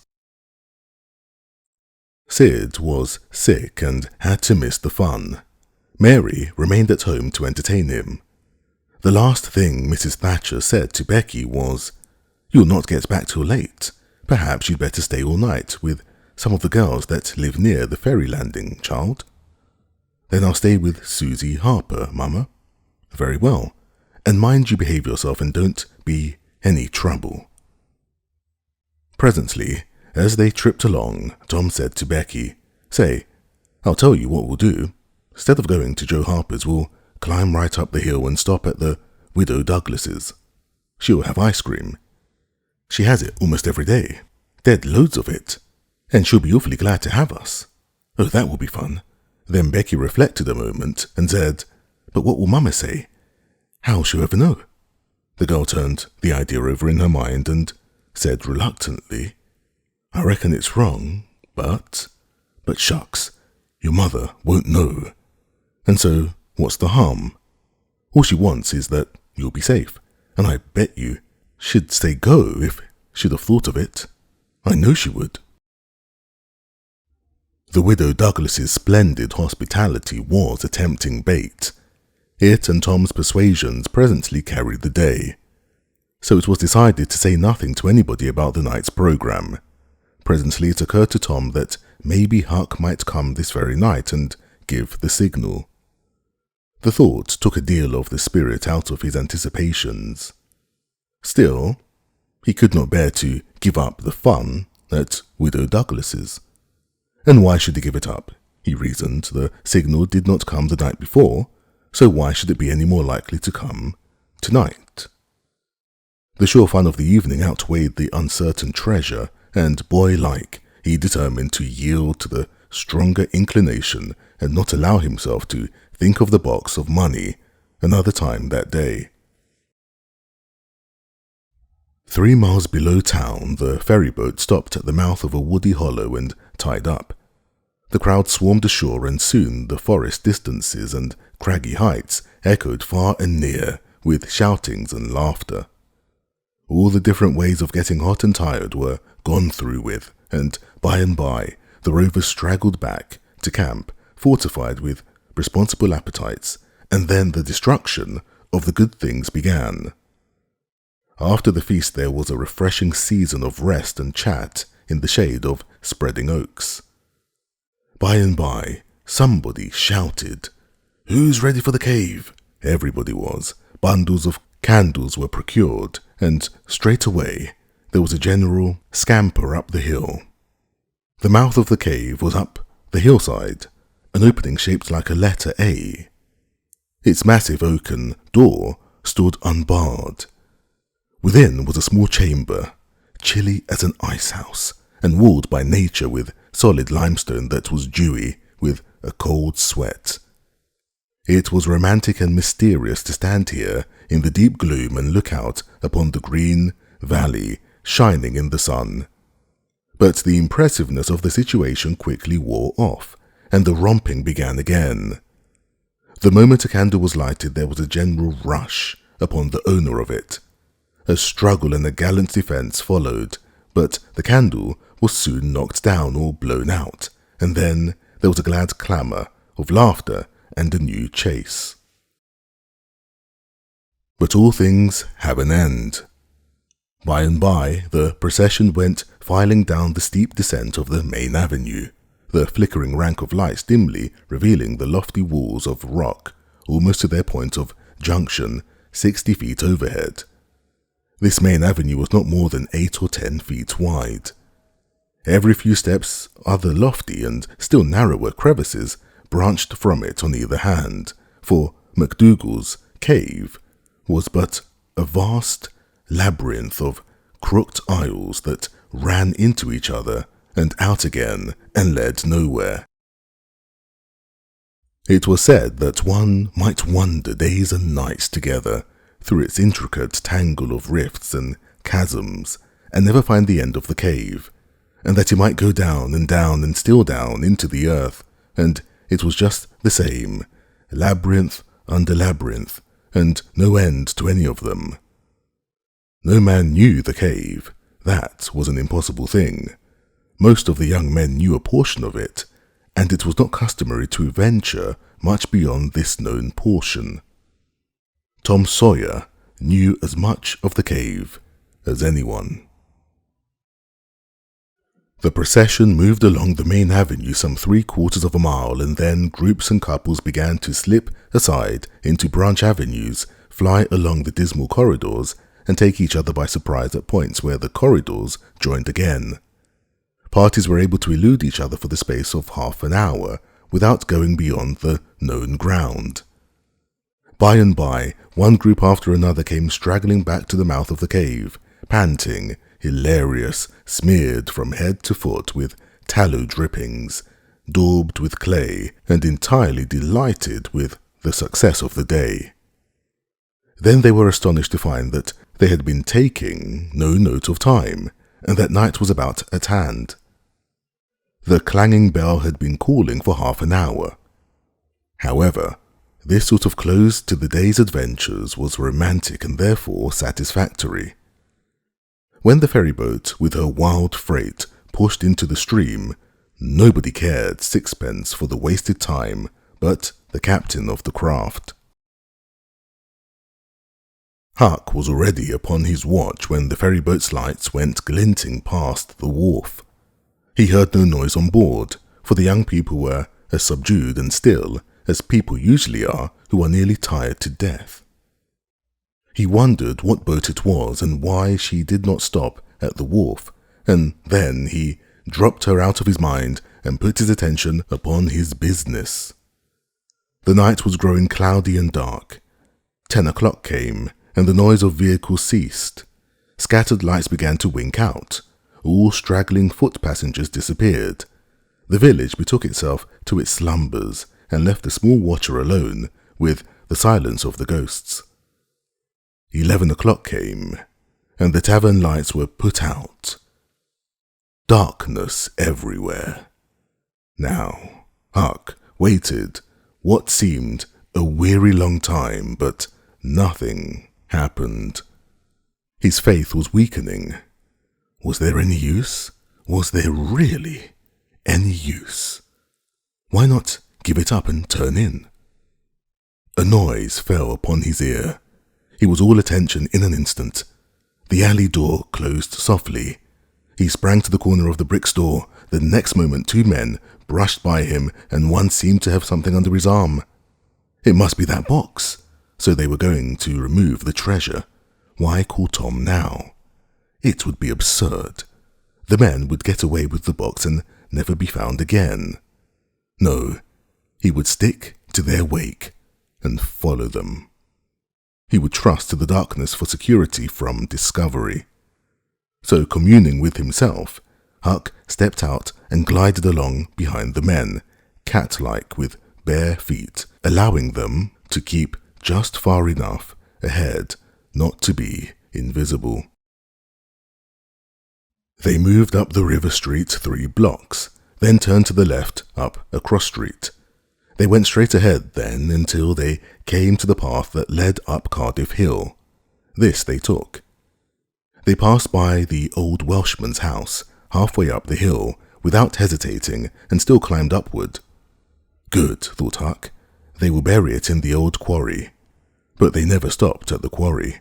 They passed on up the summit. They plunged into the narrow path between the tall sumac bushes and were at once hidden in the gloom. Huck closed up and shortened his distance now, for they would never be able to see him. He trotted along a while, then slackened his pace, fearing he was gaining too fast, moved on a piece, then stopped altogether, listened. No sound, none, save that he seemed to hear the beating of his own heart. The hooting of an owl came over the hill. Ominous sound. But no footsteps. Heavens, was everything lost? He was about to spring with winged feet when a man cleared his throat not 4 feet from him. Huck's heart shot into his throat, but he swallowed it again, and then he stood there shaking, as if a dozen agues had taken charge of him at once, and so weak that he thought he must surely fall to the ground. He knew where he was. He knew he was within 5 steps of the stile leading into Widow Douglas's ground. Very well, he thought. Let them bury it there. It won't be hard to find. Now there was a voice, a very low voice, Injun Joe's. Damn her! Maybe she's got company. There's lights, late as it is. I can't see any. This was that stranger's voice, the stranger of the haunted house. A deadly chill went to Huck's heart. This, then, was the revenge job. His thought was to fly. Then he remembered that the Widow Douglas had been kind to him more than once, and maybe these men were going to murder her. He wished he dared venture to warn her, but he knew he didn't dare. They might come and catch him. He thought all this and more in the moment that elapsed between the stranger's remark and Injun Joe's next, which was, because the bush is in your way. Now, this way. Now you see, don't you? Yes, well, there is company there, I reckon. Better give it up. Give it up, and I just leaving this country forever. Give it up and maybe never have another chance. I tell you again, as I've told you before, I don't care for her swag. You may have it. But her husband was rough on me. Many times he was rough on me, and mainly he was the justice of the peace that jugged me for a vagrant. And that ain't all. It ain't a millionth part of it. He had me horsewhipped. Horsewhipped in front of the jail, like a nigger. With all the town looking on, horsewhipped. Do you understand? He took advantage of me and died. And I'll take it out of her. Oh, don't kill her, don't do that. Kill? Who said anything about killing? I would kill him if he were here, but not her. When you want to get revenge on a woman, you don't kill her, bosh.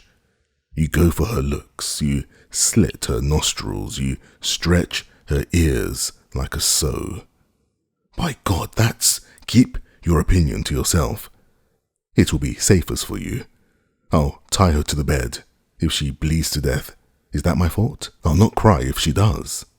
My friend, you'll help me in this thing for my sake. That's why you're here.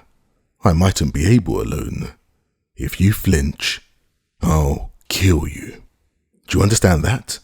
And if I have to kill you, I'll kill her, and then I reckon nobody will ever know much about who done this business. Well, if it's got to be done, let's get at it. The quicker, the better. I'm all in a shiver. Do it now, and company's there. Look here, I'll get suspicious of you. First thing you know. No, we'll wait till the lights are out. There's no hurry. Huck felt that a silence was going to ensue, a thing still more awful than any amount of murderous talk, so he held his breath and stepped gingerly back, planted his foot carefully and firmly after balancing one-legged in a precarious way and almost toppling over, first on one side and then on the other. He took another step back, with the same elaboration and the same risks. Then another, and a twig snapped under his foot. His breath stopped and he listened. There was no sound. The stillness was perfect. His gratitude was measureless. Now he turned in his tracks, between the walls of sumac bushes, turned himself as carefully as if he were a ship, and then stepped quickly but cautiously along. When he emerged at the quarry, he felt secure, and so he picked up his nimble heels and flew. Down, down he sped, till he reached the Welshman's. He banged at the door, and presently the heads of the old man and his 2 stalwart sons were thrust from the windows. "What's the row there? Who's banging? What do you want? Let me in, quick. I'll tell everything. Why, who are you? Huckleberry Finn. Quick, let me in. Huckleberry Finn indeed. It ain't a name to open many doors, I judge. But I'll let him in, lads, and let's see what the trouble is. Please don't ever tell I told you, were Huck's first words when he got in. Please don't. I'd be killed, sure, but the widow's been good friends to me sometimes, and I want to tell. I will tell, if you'll promise you won't ever say it was me. By George, he has got something to tell, or he wouldn't act so, exclaimed the old man. Out with it, and nobody here will ever tell, lad. 3 minutes later, the old man and his sons, well armed, were up the hill, and just entering the sumac path on tiptoe, their weapons in their hands. Huck accompanied them no further. He hid behind a great boulder and fell to listening.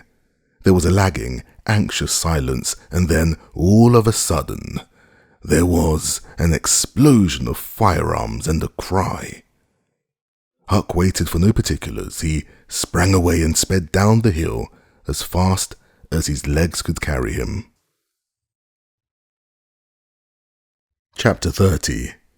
As the earlier suspicion of dawn appeared on Sunday morning, Huck came groping up the hill and rapped gently at the old Welshman's door. The inmates were asleep, but it was a sleep that was set on a hair-trigger on account of the exciting episode of the night. A call came from a window. Who's there? Huck's scared voice answered in a low tone. Please let me in. It's only Huck Finn. It's a name that can open this door night or day, lad, and welcome. These were strange words to the vagabond boy's ears, and the pleasantest he had ever heard. He could not recollect that the closing word had ever been applied in his case before. The door was quickly unlocked, and he entered. Huck was given a seat, and the old man and his brace of tall sons speedily dressed themselves. Now, my boy, I hope you're good and hungry, because breakfast will be ready as soon as the sun's up. And we'll have a piping hot one too. Make yourself easy about that. I and the boys hoped you'd turn up and stop here last night. I was awfully scared, said Huck, and I ran. I took out when the pistols went off, and I didn't stop for 3 miles. I come now because I wanted to know about it, you know, and I come before daylight because I didn't want to run across them devils, even if they was dead. Well, poor chap, you do look as if you'd had a hard night of it, but there's a bed here for you when you've had your breakfast. No, they ain't dead, lad. We are sorry enough for that. You see, we knew right where to put our hands on them by your description, so we crept along on tiptoe till we got within 15 feet of them, dark as a cellar, that sumac path was, and just when I found I was going to sneeze. It was the meanest kind of luck. I tried to keep it back, but no use. 'Twas bound to come, and it did come. I was in the lead with my pistol raised, and when the sneeze started, those scoundrels rustling to get out of the path, I sung out, "Fire, boys!" and blazed away at the place where the rustling was. So did the boys. But they were off in a jiffy, those villains, and we after them, down through the woods. I judge we never touched them. They fired a shot apiece as they started, but their bullets whizzed by and didn't do us any harm. As soon as we lost the sound of their feet, we quit chasing and went down and stirred up the constables. They got a posse together and went off to guard the riverbank. And as soon as it is light, the sheriff and the gang are going to beat up the woods. My boys will be with them presently. I wish we had some sort of description of those rascals. Would help a good deal. But you couldn't see what they were like. In the dark, lad, I suppose? Oh yes, I saw them downward and followed them. Splendid. Describe them, my boy. One's the old deaf and dumb Spaniard that's been round here once or twice, and the other's a mean-looking, ragged... That's enough, lad. We know the men. Happened on them in the woods back of the widow's one day, and they slunk away. Off with you, boys, and tell the sheriff. Get your breakfast tomorrow morning. The Welshman's sons departed at once. As they were leaving the room, Huck sprang up and exclaimed, "Oh, please don't tell anybody. It was me that blowed on them. Oh, please. All right, if you say it, Huck, but you ought to have the credit of what you did. Oh, no, please don't tell.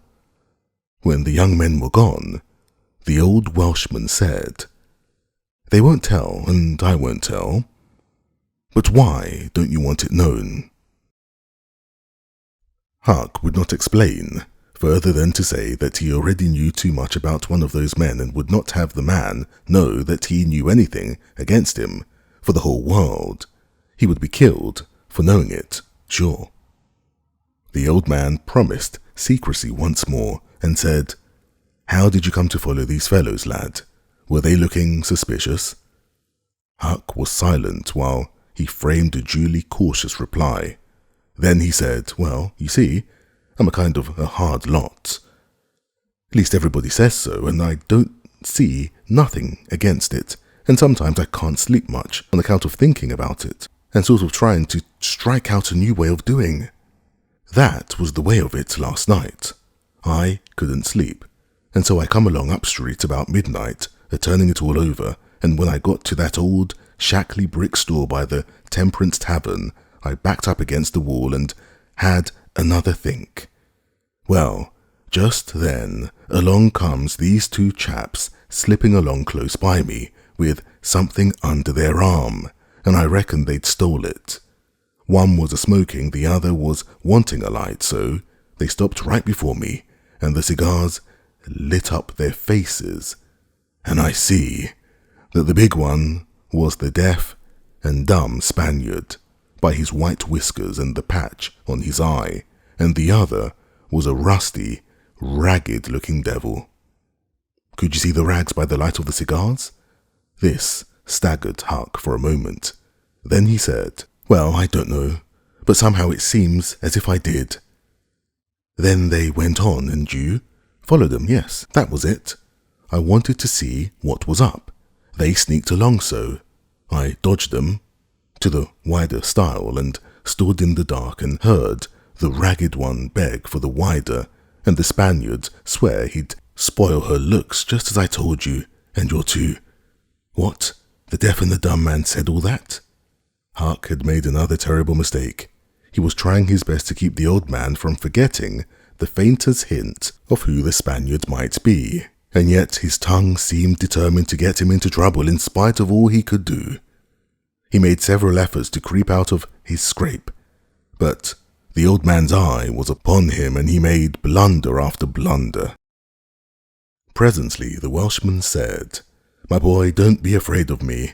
I wouldn't hurt a hair of your head for all the world. No, I'd protect you. This Spaniard is not deaf and dumb. You've let that slip without intending it. You can't cover that up now. You know something about that Spaniard that you want to keep dark. Now, trust me. Tell me what it is, and trust me, I won't betray you.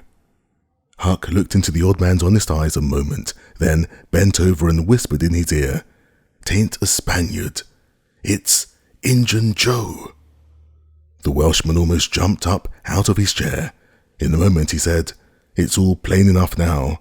When you talked about notching ears and slitting noses, I judged that this was your own embellishment, because white men don't take that sort of revenge. But an Injun, that's a different matter altogether." During breakfast the talk went on, and in the course of it the old man said that the last thing which he and his sons had done before going to bed was to get a lantern and examine the stile and its vicinity for marks of blood. They found none, but captured a bulky bundle of what? If the words had been lightning, they could not have leaped with a more stunning suddenness from Huck's blanched lips. His eyes were staring wide now, and his breath suspended, waiting for the answer. The Welshman started, stared. In return, 3 seconds, 5 seconds, 10. Then replied, "Of burglars' tools. Why, what's the matter with you?" Huck sank back, panting gently, but deeply, unutterably grateful. The Welshman eyed him gravely, curiously, and presently said, "Yes, burglars' tools. That appears to relieve you a good deal. But what did give you that turn? What were you expecting we'd found?" Huck was in a close place. The inquiring eye was upon him. He would have given anything for material for a plausible answer. Nothing suggested itself. The inquiring eye was boring deeper and deeper. A senseless reply offered. There was no time to weigh it, so, at a venture, he uttered it feebly. Sunday school books, maybe. Poor Huck was too distressed to smile, but the old man laughed loud and joyously, shook up the details of his anatomy from head to foot, and ended by saying that such a laugh was money in the man's pocket because it cut down the doctor's bill like everything. Then he added, "Poor old chap, you're white and jaded. You ain't well a bit. No wonder you're a little flighty and off your balance. But you'll come out of it. Rest and sleep will fetch you out all right, I hope." Huck was irritated to think he had been such a goose and betrayed such a suspicious excitement, for he had dropped the idea that the parcel brought from the tavern was the treasure as soon as he had heard the talk of the widow style. He had only thought it was not the treasure. However, he had not known that it wasn't, and so the suggestion of a captured bundle was too much for his self-possession. But on the whole, he felt glad the little episode had happened, for now he knew beyond all question that the bundle was not the bundle, and so his mind was at rest and exceedingly comfortable. In fact, everything seemed to be drifting just in the right direction now. The treasure must be still in number 2. The men would be captured and jailed that day, and he and Tom could seize the gold that night without any trouble or fear of interruption. Just as breakfast was completed, there was a knock at the door. Huck jumped for a hiding place, for he had no mind to be connected even remotely with the late event. The Welshman admitted several ladies and gentlemen, among them the widow Douglas, and noticed that groups of citizens were climbing up the hill to stare at the stile. So the news had spread. The Welshman had to tell the story of the night to the visitors. The widow's gratitude for her preservation was outspoken. "Don't say a word about it, ma'am. There's another that you're more beholden to than you are to me and my boys, maybe, but he don't allow me to tell you his name. We wouldn't have been there but for him." Of course, this excited curiosity so vast that it almost belittled the main matter. But the Welshman allowed it to eat into the vitals of his visitors, and through them be transmitted to the whole town, for he refused to part with his secret. When all else had been learned, the widow said, "I went to sleep reading in bed and slept straight through all that noise. Why didn't you come and wake me? We judged it weren't worthwhile. Those fellows weren't likely to come again. They hadn't any tools left to work with, and what was the use of waking you up and scaring you to death? My 3 Negro men stood guard at your house all the rest of the night. They've just come back." More visitors came, and the story had to be told and retold for a couple of hours more. There was no Sabbath school during day school vacation, but everybody was early at church. The stirring event was well canvassed. News came that not a sign of the 2 villains had been yet discovered. When the sermon was finished, Judge Thatcher's wife dropped alongside of Mrs. Harper as she moved down the aisle with the crowd and said, "Is my Becky going to sleep all day? I just expected she would be tired to death." "Your Becky?" "Yes," with a startled look. "Didn't she stay with you last night?" "Why, no." Mrs. Thatcher turned pale and sank into a pew just as Aunt Polly, talking briskly with a friend, passed by. Aunt Polly said, "Good morning, Mrs. Thatcher." "Good morning, Mrs. Harper. I've got a boy that's turned up missing. I reckon my Tom stayed at your house last night, one of you, and now he's afraid to come to church. I've got to settle with him." Mrs. Thatcher shook her head feebly and turned paler than ever. "He didn't stay with us," said Mrs. Harper, beginning to look uneasy. A marked anxiety came into Aunt Polly's face. "Joe Harper, have you seen my Tom this morning?" "No, ma'am." "When did you see him last?" Joe tried to remember, but was not sure he could say. The people had stopped moving out of church. Whispers passed along, and a boding uneasiness took possession of every countenance.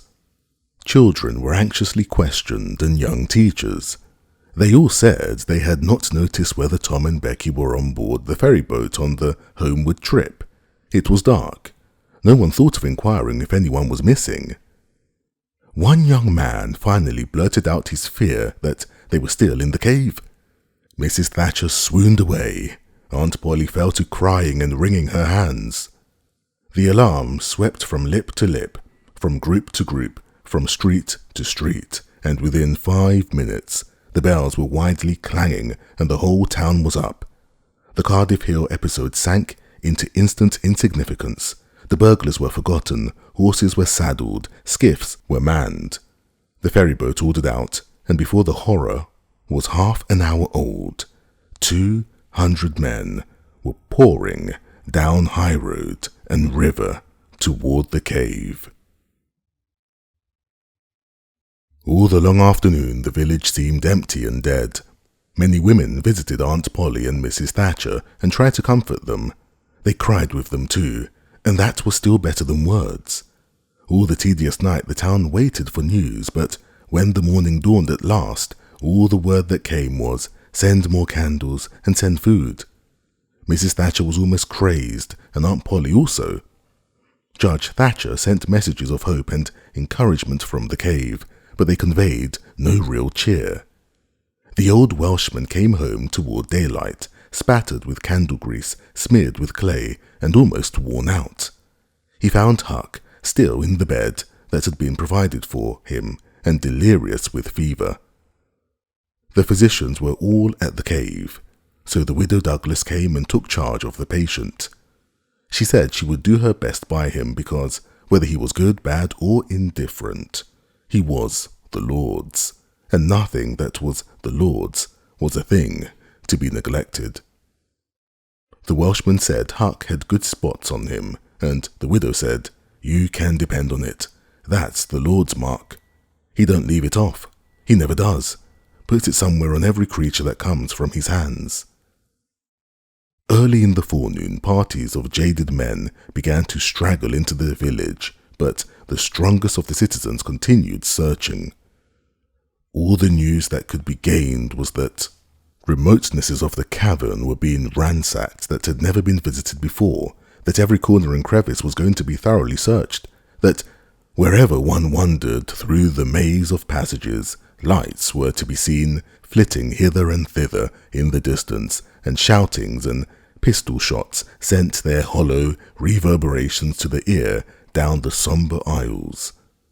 In one place, far from the section usually traversed by tourists, the names Becky and Tom had been found traced upon the rocky wall with candle smoke and, near at hand, a grease-soiled bit of ribbon. Mrs. Thatcher recognized the ribbon and cried over it. She said it was the last relic she should ever have of her child, and that no other memorial of her could ever be so precious, because this one parted latest from the living body before the awful death came. Some said that now and then in the cave a far-away speck of light would glimmer, and then a glorious shout would burst forth and a score of men go trooping down the echoing aisle, and then a sickening disappointment always followed. The children were not there. It was only a searcher's light. 3 dreadful days and nights dragged their tedious hours along, and the village sank into a hopeless stupor. No one had heart for anything. The accidental discovery just made that the proprietor of the Temperance Tavern kept liquor on his premises scarcely fluttered the public pulse, tremendous as the fact was. In a lucid interval, Huck feebly led up to the subject of taverns and finally asked, dimly, dreading the worst, if anything had been discovered at the Temperance Tavern since he had been ill. "Yes," said the widow. Huck started up in bed, wild-eyed. What was it? Liquor? And the place has been shut up. Lie down, child. What a turn you did give me. Only tell me just one thing. Only just one, please. Was it Tom Sawyer that found it? The widow burst into tears. "Hush, hush, child, hush. I've told you before, you must not talk. You are very, very sick." Then nothing but liquor had been found. There would have been a great powwow if it had been the gold. So the treasure was gone forever, gone forever. But what could she be crying about? Curious that she should cry. These thoughts worked their dim way through Huck's mind, and under the weariness they gave him, he fell asleep. The widow said to herself, "There he's asleep, poor wreck. Tom Sawyer find it. Pity but somebody could find Tom Sawyer. Ah, there ain't many left now. That's got hope enough, or strength enough either, to go on searching." Chapter 31. Now to return to Tom and Becky's share in the picnic. They tripped along the murky aisles, with the rest of the company visiting the familiar wonders of the cave, wonders dubbed with rather over-descriptive names such as the drawing room, the cathedral, Aladdin's palace, and so on. Presently, the hide-and-seek frolicking began, and Tom and Becky engaged in it with zeal until the exertion began to grow a trifle wearisome, and they wandered down a sinuous avenue, holding their candles aloft and reading the tangled webwork of names, dates, post office addresses, and mottos with which the rocky walls had been frescoed in candle smoke. Still drifting along and talking, they scarcely noticed that they were now in a part of the cave whose walls were not frescoed. They smoked their own names under an overhanging shelf and moved on. Presently they came to a place where a little stream of water, trickling over a ledge and carrying a limestone sediment with it, had, in the slow, dragging ages, formed a laced and ruffled Niagara in gleaming and imperishable stone. Tom squeezed his small body behind it in order to illuminate it for Becky's gratification. He found that it curtained in a sort of steep natural stairway which was enclosed between narrow walls, and at once the ambition to be a discoverer seized him. Becky responded to his call, and they made a smoke mark for future guidance and started upon their quest. They wound this way and that, far down into the secret depths of the cave, made another mark, and branched off in search of novelties to tell the upper world about. In one place they found a spacious cavern from whose ceiling depended a multitude of shining stalactites of the length and circumference of a man's leg. They walked all about it, wondering and admiring, and presently left it by one of the numerous passages that opened into it. This shortly brought them to a bewitching spring, whose basin was encrusted with a frostwork of glittering crystals. It was in the midst of a cavern whose walls were supported by many fantastic pillars, which had been formed by the joining of great stalactites and stalagmites together, the result of the ceaseless water drip of centuries. Under the roof vast knots of bats had packed themselves together, thousands in a bunch. The lights disturbed the creatures, and they came flocking down by hundreds, squeaking and darting furiously at the candles. Tom knew their ways and the danger of this sort of conduct. He seized Becky's hand and hurried her into the first corridor that offered, and none too soon, for a bat struck Becky's light out with its wing while she was passing out of the cavern. The bats chased the children a good distance, but the fugitives plunged into every new passage that offered, and at last got rid of the perilous things. Tom found a subterranean lake shortly, which stretched its dim length away until its shape was lost in the shadows. He wanted to explore its borders, but concluded that it would be best to sit down and rest a while first. Now, for the first time, the deep stillness of the place laid a clammy hand upon the spirits of the children. Becky said, "Why, I didn't notice, but it seems ever so long since I heard any of the others." "Come to think, Becky, we are away down below them, and I don't know how far away north or south or east, or whichever it is. We couldn't hear them here." Becky grew apprehensive. "I wonder how long we've been down here, Tom. We better start back. Yes, I reckon we better. Perhaps we better. Can you find the way, Tom? It's all a mixed-up crookedness to me. I reckon I could find it, but then the bats. If they put our candles out, it will be an awful fix. Let's try some other way, so as not to go through there. Well, but I hope we won't get lost. It would be so awful. And the girl shuddered at the thought of the dreadful possibilities. They started through a corridor and traversed it in silence a long way, glancing at each new opening to see if there was anything familiar about the look of it, but they were all strange. Every time Tom made an examination, Becky would watch his face for an encouraging sign, and he would say cheerily, "Oh, it's all right. This ain't the one, but we'll come to it right away." But he felt less and less hopeful with each failure, and presently began to turn off into diverging avenues at sheer random in desperate hope of finding the one that was wanted. He still said it was all right, but there was such a leaden dread at his heart that the words had lost their ring and sounded just as if he had said, "All is lost." Becky clung to his side in an anguish of fear and tried hard to keep back the tears, but they would come. At last she said, "Oh, Tom, never mind the bats, let's go back that way. We seem to get worse and worse off all the time." "Listen," he said. Profound silence. Silence so deep that even their breathings were conspicuous in the hush. Tom shouted. The call went echoing down the empty aisles and died out, in the distance, in a faint sound that resembled a ripple of mocking laughter. "Oh, don't do it again, Tom. It is too horrid," said Becky. "It is horrid, but I better, Becky. They might hear us, you know." And he shouted again. The might was even a chillier horror than the ghostly laughter.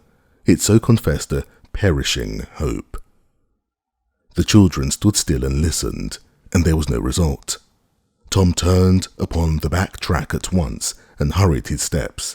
It was but a little while before a certain indecision in his manner revealed another fearful fact to Becky. He could not find his way back. "Oh, Tom, you didn't make any marks." "Becky, I was such a fool, such a fool. I never thought we might want to come back. No, I can't find the way. It's all mixed up. Tom, we're lost. We're lost. We never can get out of this awful place. Oh, why did we ever leave the others?" She sank to the ground and burst into such a frenzy of crying that Tom was appalled with the idea that she might die or lose her reason. He sat down by her and put his arms around her. She buried her face in his bosom. She clung to him. She poured out her terrors, her unavailing regrets, and the far echoes turned them all to jeering laughter.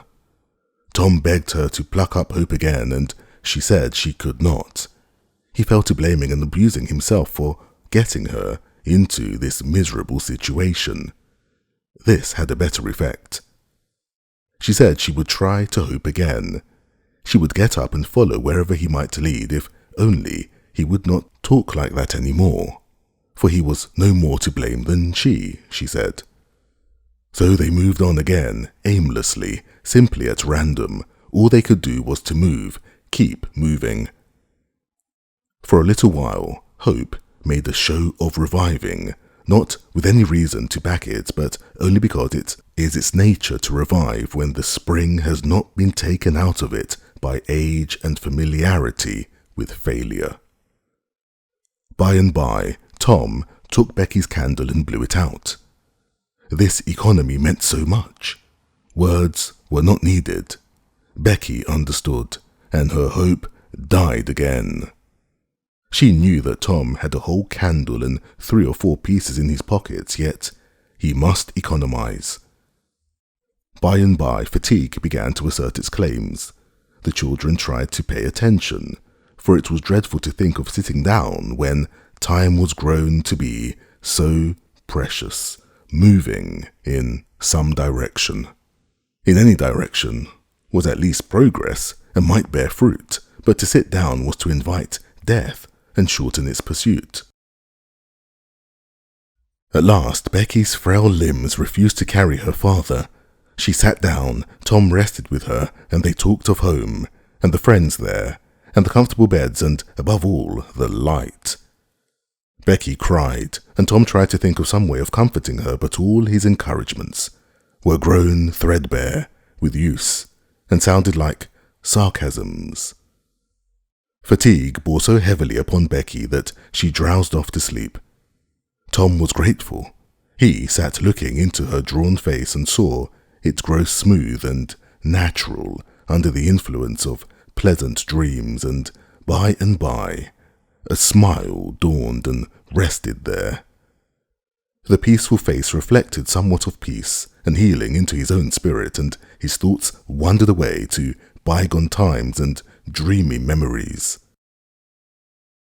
While he was deep in his musings, Becky woke up with a breezy little laugh, but it was stricken dead upon her lips, and a groan followed it. "Oh, how could I sleep? I wish I never had waked. No, I don't, Tom. Don't look so. I won't say it again." "I'm glad you've slept, Becky. You feel rested now, and we'll find the way out." "We can try, Tom, but I've seen such a beautiful country in my dream. I reckon we are going there." Maybe not. Cheer up, Becky, and let's go on trying." They rose up and wandered along, hand in hand and hopeless. They tried to estimate how long they had been in the cave, but all they knew was that it seemed days and weeks, and yet it was plain that this could not be, for their candles were not gone yet. A long time after this, they could not tell how long. Tom said that they must go softly and listen for dripping water, and must find a spring. They found one presently, and Tom said it was time to rest again. Both were cruelly tired, yet Becky said she thought she could go a little farther. She was surprised to hear Tom dissent.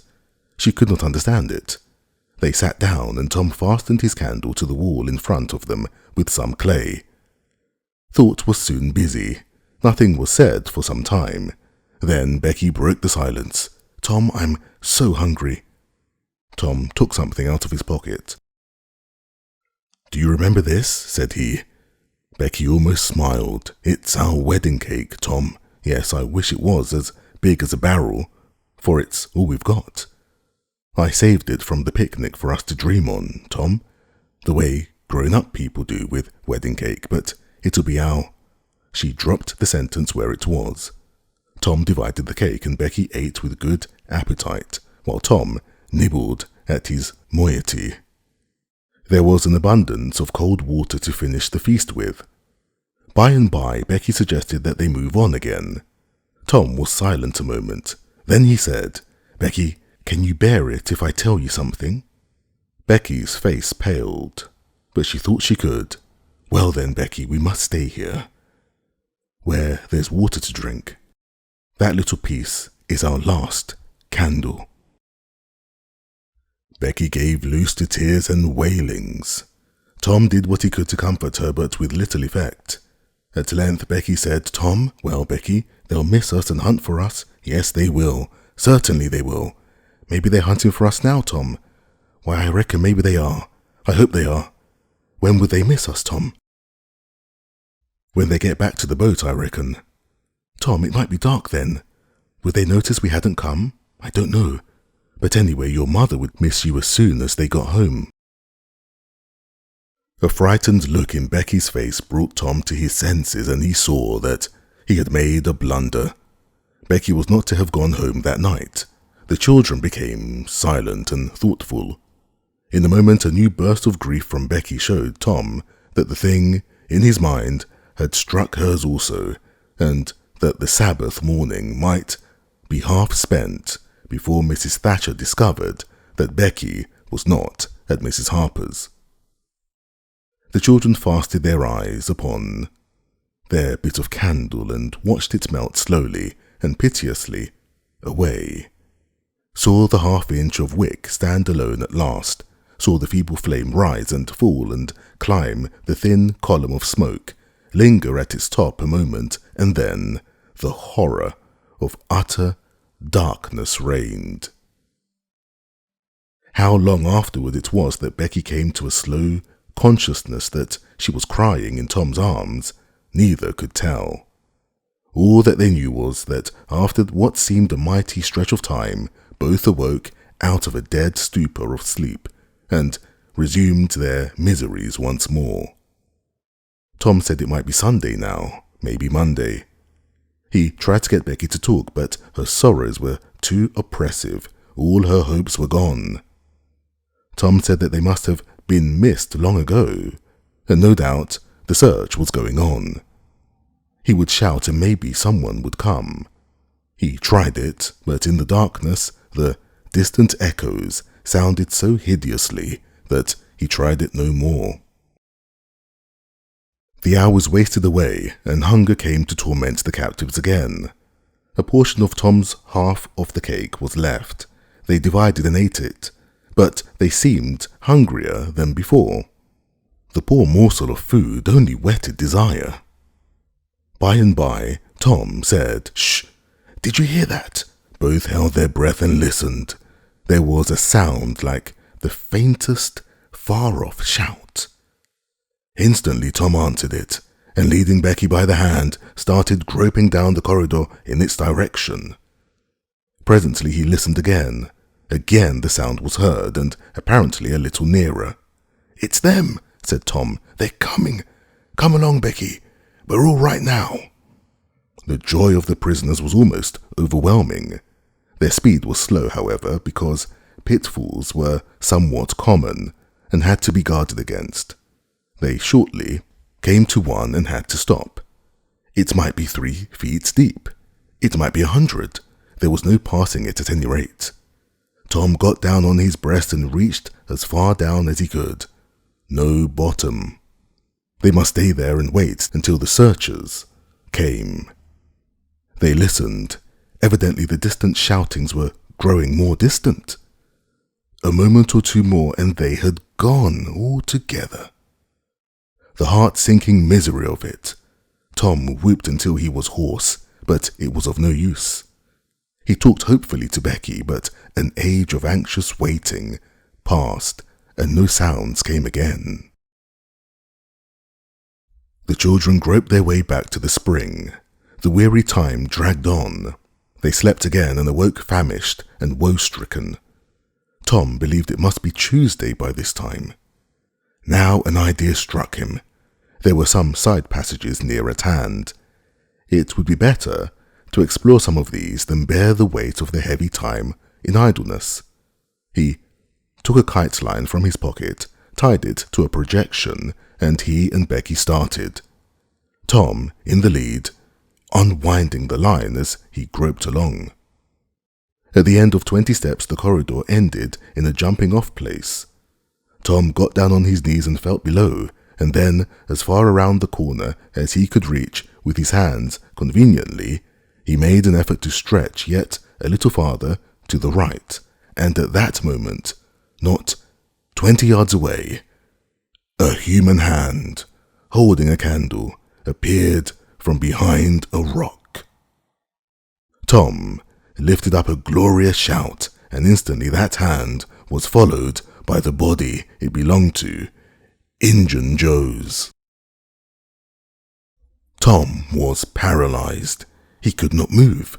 He was vastly gratified the next moment to see the Spaniard take to his heels and get himself out of sight. Tom wondered that Joe had not recognized his voice and come over and killed him for testifying in court, but the echoes must have disguised the voice. Without doubt, that was it, he reasoned. Tom's fright weakened every muscle in his body. He said to himself that if he had the strength enough to get back to the spring, he would stay there, and nothing should tempt him to run the risk of meeting Injun Joe again. He was careful to keep from Becky what it was he had seen. He told her he had only shouted for luck. But hunger and wretchedness rise superior to fears in the long run. Another tedious wait at the spring and another long sleep brought changes. The children awoke tortured with a raging hunger. Tom believed that it must be Wednesday or Thursday or even Friday or Saturday now, and that the search had been given over. He proposed to explore another passage. He felt willing to risk Injun Joe and all other terrors. But Becky was very weak. She had sunk into a dreary apathy and would not be roused. She said she would wait now, where she was, and die. It would not be long. She told Tom to go with the kite line and explore if he chose, but she implored him to come back every little while and speak to her, and she made him promise that when the awful time came, he would stay by her and hold her hand until all was over. Tom kissed her with a choking sensation in his throat and made a show of being confident of finding the searchers or an escape from the cave. Then he took the kite line in his hand and went groping down one of the passages on his hands and knees, distressed with hunger and sick with bodings of coming doom. Chapter 32. Tuesday afternoon came and waned to the twilight. The village of St. Petersburg still mourned. The lost children had not been found. Public prayers had been offered up for them, and many a private prayer that had the petitioner's whole heart in it. But still, no good news came from the cave.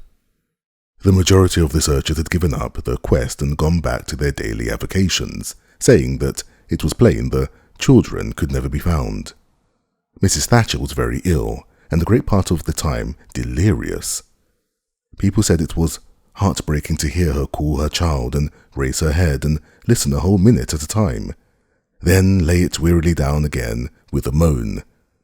Aunt Polly had drooped into a settled melancholy, and her grey hair had grown almost white.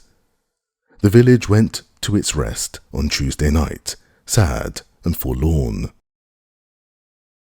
Away in the middle of the night a wild peal burst from the village bells, and in a moment the streets were swarming with frantic half-clad people who shouted, "Turn it out! Turn it out! They're found! They're found!" Tin pans and horns were added to the din. The population massed itself and moved toward the river, met the children coming in. An open carriage, drawn by shouting citizens, thronged round it, joined its homeward march, and swept magnificently up the main street, roaring huzzah after huzzah. The village was illuminated. Nobody went to bed again. It was the greatest night the little town had ever seen.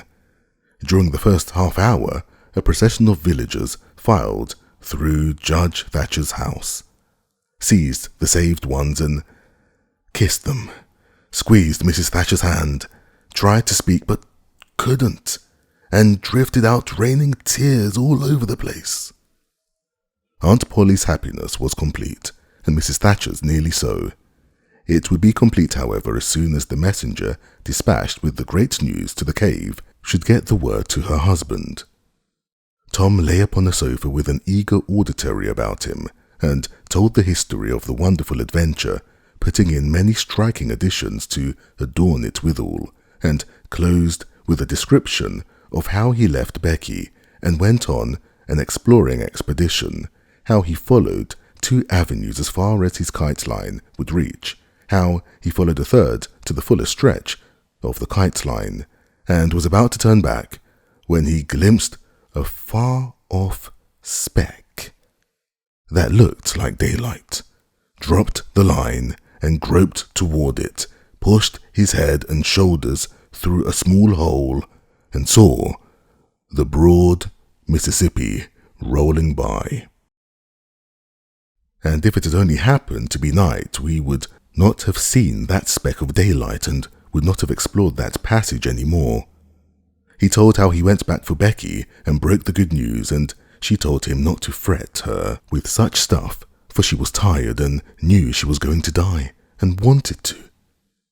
He described how he labored with her and convinced her, and how she almost died for joy when she had groped to where she actually saw the blue speck of daylight, how he pushed his way out at the hole and then helped her out, How they sat there and cried for gladness, how some men came along in the skiff and Tom hailed them and told them their situation and their famished condition, how the men didn't believe the wild tale at first because, they said, "You are 5 miles down the river below the valley the cave is in," then took them aboard, rode to a house, gave them supper, made them rest till 2 or 3 hours after dark, and then brought them home.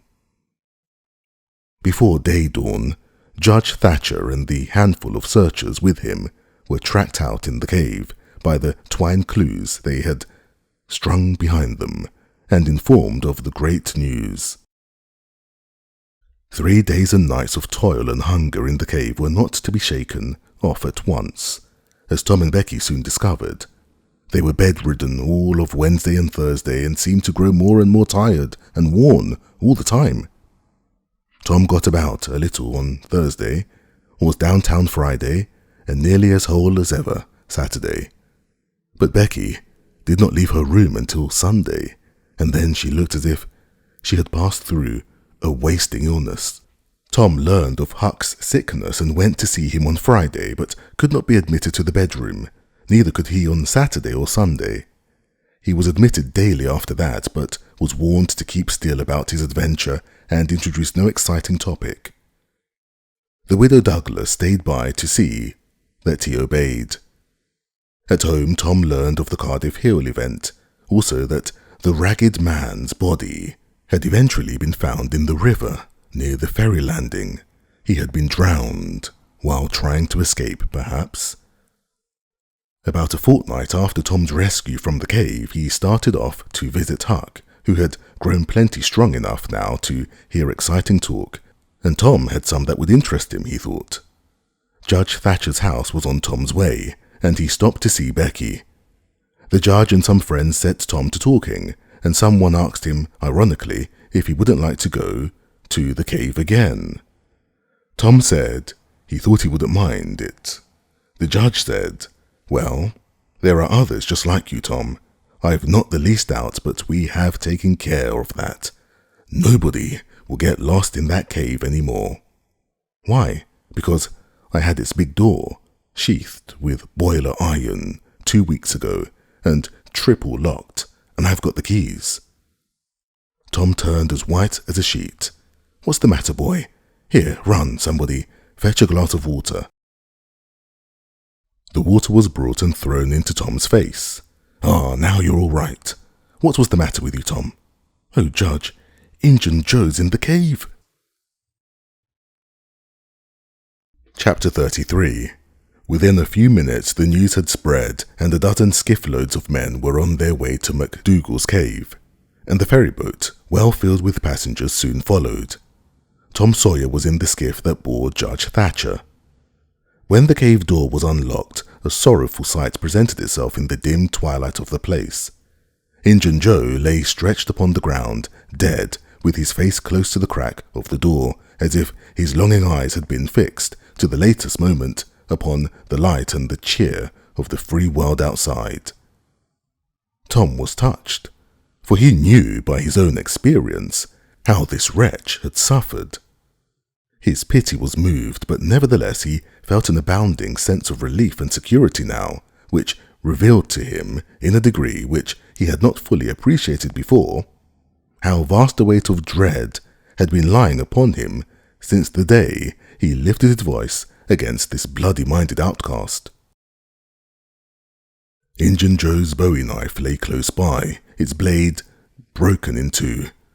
The great foundation beam of the door had been chipped and hacked through with tedious labour, useless labour too, it was, for the native rock formed a sill outside it, and upon that stubborn material the knife had wrought no effect. The only damage done was to the knife itself. But if there had been no stony obstruction, there the labour would have been useless still. For if the beam had been wholly cut away, Injun Joe could not have squeezed his body under the door, and he knew it. So he had only hacked that place in order to be doing something, in order to pass the weary time, in order to employ his tortured faculties. Ordinarily, one could find half a dozen bits of candle stuck around in the crevices of this vestibule, left there by tourists, but there were none now. The prisoner had searched them out and eaten them. He had also contrived to catch a few bats, and these also he had eaten, leaving only their claws. The poor unfortunate had starved to death. In one place near at hand, a stalagmite had been slowly growing up from the ground for ages, building by the water drip from the stalactite overhead.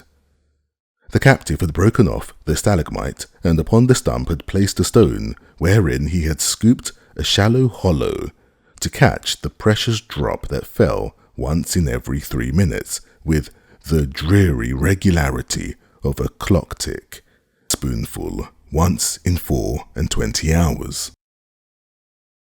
That drop was falling when the pyramids were new, when Troy fell, when the foundations of Rome were laid, when Christ was crucified, when the conqueror created the British Empire, when Columbus sailed, when the massacre at Lexington was news. It is falling now. It will still be falling when all these things shall have sunk down the afternoon of history and the twilight of tradition and been swallowed up in the thick night of oblivion. Has everything a purpose and a mission? Did this drop fall patiently during 5,000 years to be ready for this flitting human insect's need? And has it another important object to accomplish 10,000 years to come? No matter. It is many and many a year since the hapless half-breed scooped out the stone to catch the priceless drops, but to this day the tourist stares longest at the pathetic stone and that slow-dropping water when he comes to see the wonders of McDougal's cave. Injun Joe's cup stands first in the list of the cavern's marvels. Even Aladdin's palace cannot rival it. Injun Joe was buried near the mouth of the cave. The people flocked there in boats and wagons from the towns and from all the farms and hamlets for 7 miles around. They brought their children and all sorts of provisions and confessed that they had had almost as satisfactory a time at the funeral as they could have had at the hanging. The funeral stopped the further growth of one thing, the petition to the governor for Injun Joe's pardon. The petition had been largely signed, many tearful and eloquent meetings had been held, and a committee of sappy women been appointed to go in deep mourning and wail around the governor and implore him to be a merciful ass and trample his duty underfoot.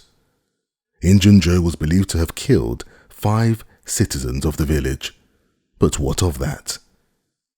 If he had been Satan himself, there would have been plenty of weaklings ready to scribble their names to a pardon petition and drip a tear on it from their permanently impaired and leaky waterworks. The morning after the funeral, Tom took Huck into a private place to have an important talk. Huck had learned all about Tom's adventure from the Welshman and the widow Douglas by this time, but Tom said he reckoned there was one thing they had not told him.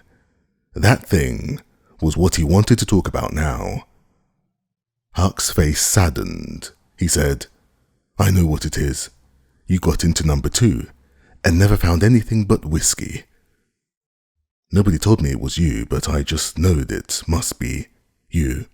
Soon as I heard about the whiskey business, and I knowed you hadn't got the money because you'd got me some way or other and told me, even if you was mum to everyone else.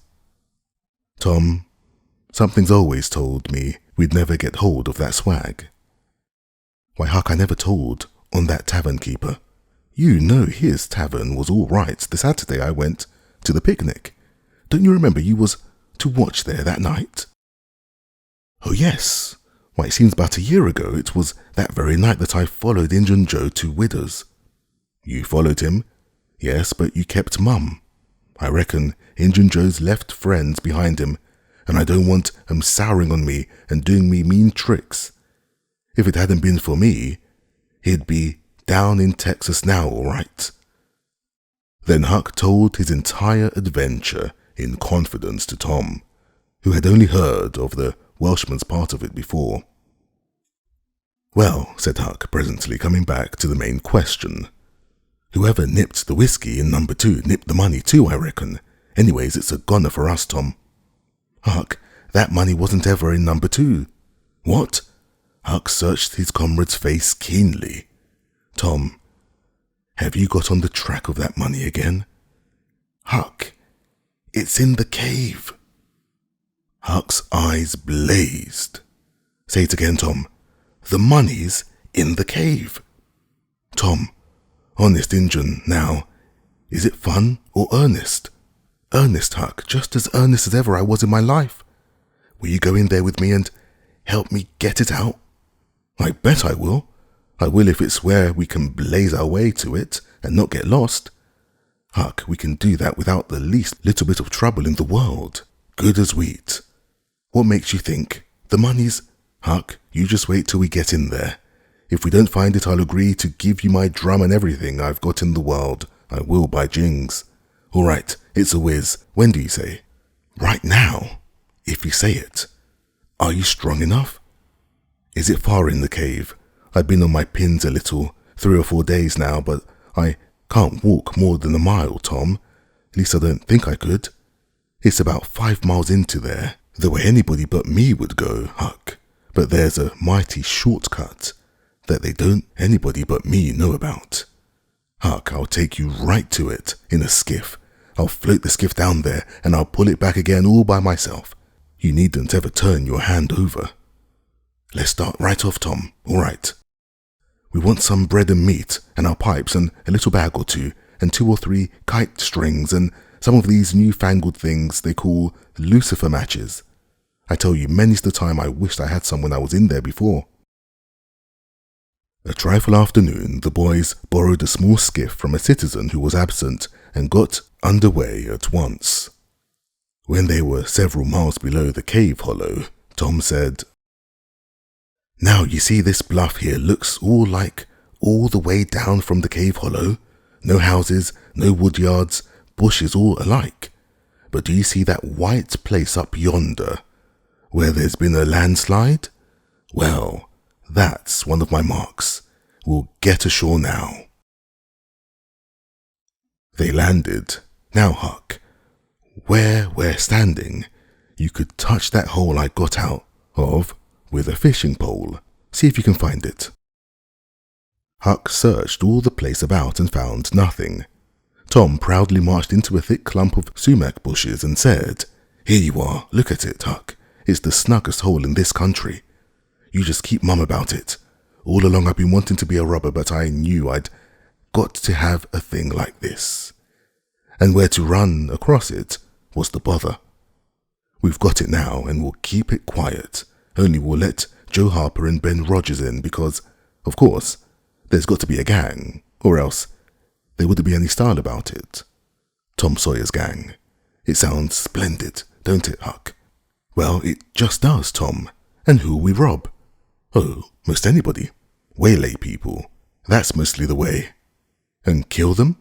"No, not always. Hive them in the cave till they raise a ransom." "What's a ransom?" "Money. You make them raise all they can, often their friends, and after you've kept them a year, if it ain't raised then you kill them. That's the general way. Only you don't kill the women. You shut up the women, but you don't kill them. They're always beautiful and rich and awfully scared. You take their watches and things, but you always take your hat off and talk polite. They ain't anybody as polite as robbers. You'll see that in any book. Well, the women get to loving you, and after they've been in the cave a week or 2, they stop crying, and after that you couldn't get them to leave. If you drove them out, they'd turn right around and come back. It's so in all the books. Why, it's really bully, Tom. I believe it's better than to be a pirate, yes. It's better in some ways because it's close to home and circuses and all that." By this time, everything was ready and the boys entered the hole, Tom in the lead. They toiled their way to the farther end of the tunnel and then made their spliced kite strings fast and moved on. A few steps brought them to the spring, and Tom felt a shudder quiver all through him. He showed Huck the fragment of candlewick perched on a lump of clay against the wall, and described how he and Becky had watched the flame struggle and expire. The boys began to quiet down to whispers now, for the stillness and gloom of the place oppressed their spirits. They went on, and presently entered and followed Tom's other corridor until they reached the jumping-off place. The candles revealed the fact that it was not really a precipice, but only a steep clay hill 20 or 30 feet high. Tom whispered, "Now I'll show you something, Huck." He held his candle aloft and said, "Look as far around the corner as you can. Do you see that? There, on the big rock over yonder, done with candle smoke." "Tom, it's a cross. Now, where's your number 2? Under the cross, eh?" "Right yonder's where I saw Injun Joe poke up his candle, Huck." Huck stared at the mystic sign a while, and then said with a shaky voice, "Tom, let's get out of here." "What? And leave the treasure?" "Yes, leave it. Injun Joe's ghost is round about here." "Certain." "No, it ain't, Huck. No, it ain't. It wouldn't be in the place where he died, away out in the mouth of the cave, 5 miles from here." "No, Tom, it wouldn't. It would hang round the money. I know the ways of ghosts, and so do you." Tom began to fear that Huck was right. Misgivings gathered in his mind, but presently an idea occurred to him. "Look here, Huck, what fools we're making of ourselves. Injun Joe's ghost ain't going to come round where there's a cross." The point was well taken. It had its effect. "Tom, I didn't think of that, but that's so. It's luck for us, that cross is. I reckon we'll climb down there and have a hunt for that box." Tom went first, cutting rude steps in the clay hill as he descended. Huck followed. 4 avenues opened out of the small cavern which the great rock stood in. The boys examined 3 of them with no result. They found a small recess in one nearest the base of the rock, with a pallet of blankets spread down in it. Also, an old suspender, some bacon rind, and the well-gnawed bones of 2 or 3 fowls. But there was no money box. The lads searched and reached this place, but in vain. Tom said, "He said under the cross. Well, this comes nearest to being under the cross. It can't be under the rock itself, because that's set solid on the ground." They searched everywhere once more, and then sat down discouraged. Huck could suggest nothing. By and by Tom said, "Look here, Huck, there's footprints and some candle grease on the clay about one side of this rock, but not on the other side. Now, what's that for? I bet you the money is under the rock. I'm going to dig in the clay." "That ain't no bad notion, Tom," said Huck with animation. Tom's real Barlow was out at once, and he had not dug 4 inches before he struck wood. "Hey, Huck, you hear that?" Huck began to dig and scratch now. Some boards were soon uncovered and removed. They had concealed a natural chasm which led under the rock. Tom got into this and held his candle as far under the rock as he could, but he said he could not see to the end of the rift. He proposed to explore. He stooped and passed under. The narrow way descended gradually. He followed its winding course, first to the right and then to the left. Huck at his heels. Tom turned a short curve by and by and exclaimed, "My goodness, Huck, look here!" It was the treasure box, sure enough, occupying a snug little cavern, along with an empty powder keg, a couple of guns in leather cases, 2 or 3 pairs of old moccasins, a leather belt, and some other rubbish well soaked with water drip. "Got it at last," said Huck, ploughing among the tarnished coins with his hand. "My, but we're rich, Tom." "Huck, I always reckoned we'd get it. It's just too good to believe. But we have got it, sure. Say, let's not fool around here. Let's snake it out. Let me see if I can lift the box." It weighed about 50 pounds. Tom could lift it, after an awkward fashion, but could not carry it conveniently. I thought so, he said. They carried it like it was heavy. That day, at the haunted house. I noticed that. I reckon I was right to think of fetching the little bags along.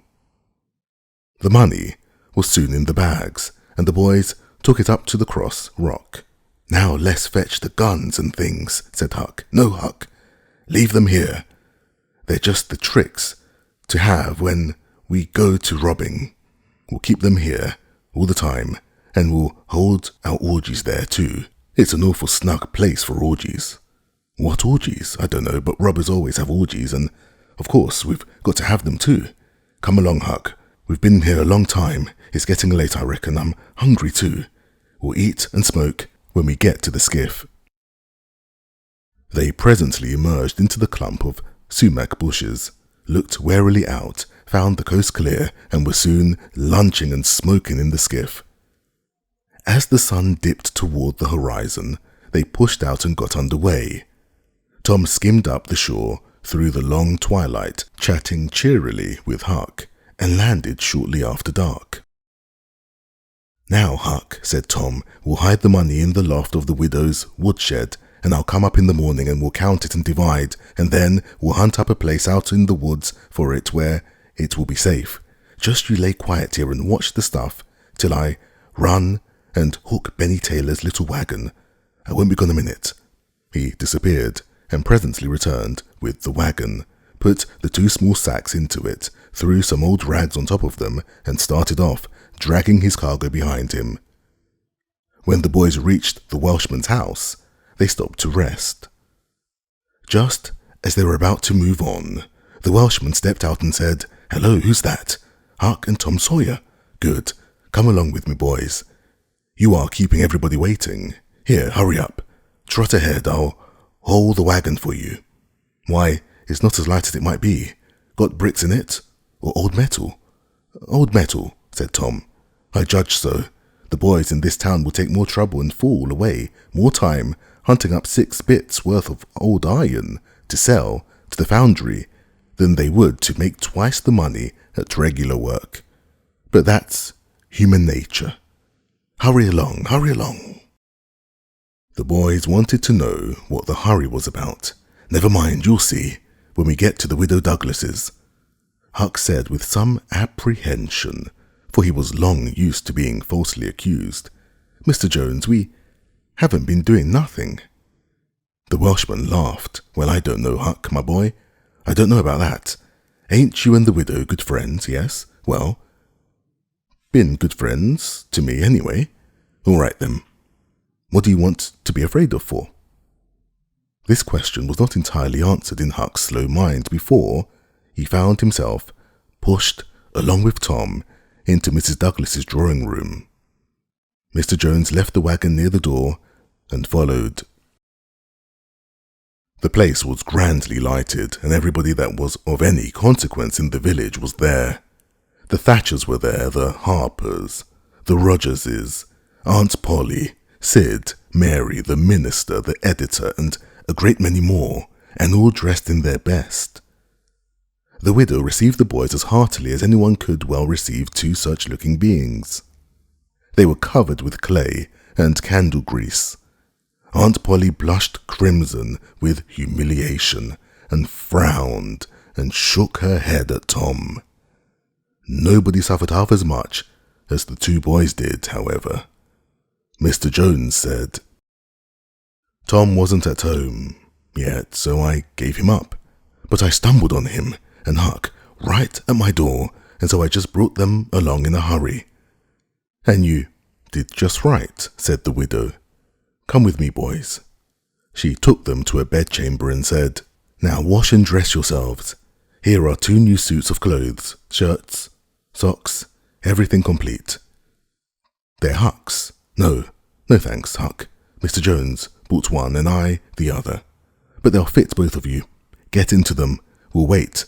Come down when you are slicked up enough." Then she left. Chapter 34. Huck said, "Tom, we can slope if we can find a rope. The window ain't high from the ground." "Shucks, what do you want to slope for?" "Well, I ain't used to that kind of a crowd. I can't stand it. I ain't going down there, Tom. Oh, bother. It ain't anything. I don't mind it a bit. I'll take care of you. Sid appeared. Tom, said he, Auntie has been waiting for you all the afternoon. Mary got your Sunday clothes ready, and everybody's been fretting about you. Say, ain't this grease and clay on your clothes? Now, Mr. Siddy, you just tend to your own business. What's all this blow-about about anyway? It's one of the widow's parties that she's always having. This time it's for the Welshman and his sons, on account of that scrape they helped her out of the other night. And say, I can tell you something if you want to know. Well, what? Why, old Mr. Jones is going to try to spring something on the people here tonight, but I overheard him tell Auntie today about it as a secret. But I reckon it's not much of a secret now. Everybody knows, the widow too, for all she tries to let on, she don't. Mr. Jones was bound Huck should be there. Couldn't get along with his grand secret without Huck, you know? Secret about what, Sid? About Huck tracking the robbers to the widow's. I reckon Mr. Jones was going to make a grand time over his surprise, and I bet you it will drop pretty flat. Sid chuckled in a very contented and satisfied way. Sid, was it you that told? Oh, never mind who it was. Somebody told. That's enough. Sid, there's only one person in this town mean enough to do that, and that's you. If you had been in Huck's place, you'd have sneaked down the hill and never told anybody on the robbers. You can't do any but mean things. And you can't bear to see anybody praised for doing good ones. There, no thanks, as the widow says, and Tom cuffed Sid's ears and helped him to the door with several kicks. Now go and tell Auntie if you dare, and tomorrow I'll catch you. Some minutes later, the widow's guests were at the supper table, and a dozen children were propped up at a little side table in the same room, after the fashion of that country and that day. At the proper time, Mr. Jones made his little speech, in which he thanked the widow for the honour she was doing himself and his sons, but said that there was another person whose modesty, and so forth and so on. He sprung his secret about Huck and his share in the adventure in the finest dramatic manner he was master of, but the surprise it occasioned was largely counterfeit, as not as clamorous and effusive as it might have been under happier circumstances.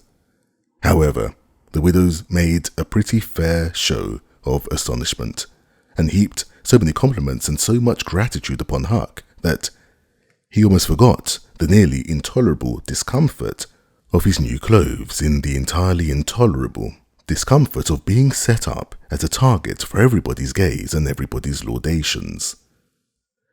The widow said she meant to give Huck a home under her roof and have him educated, and that when she could spare the money, she would start him in business in a modest way.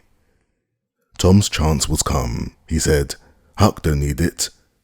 Huck's rich.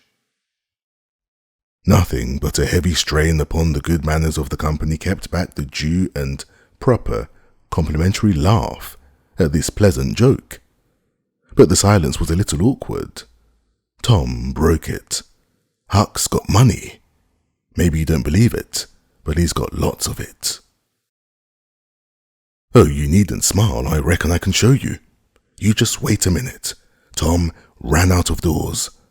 The company looked at each other with a perplexed interest and inquiringly at Huck, who was tongue-tied. Sid, what else, Tom? Said Aunt Polly. Well, there ain't ever any making of that boy out, I never. Tom entered, struggling with the weight of the sacks, and Aunt Polly did not finish her sentence.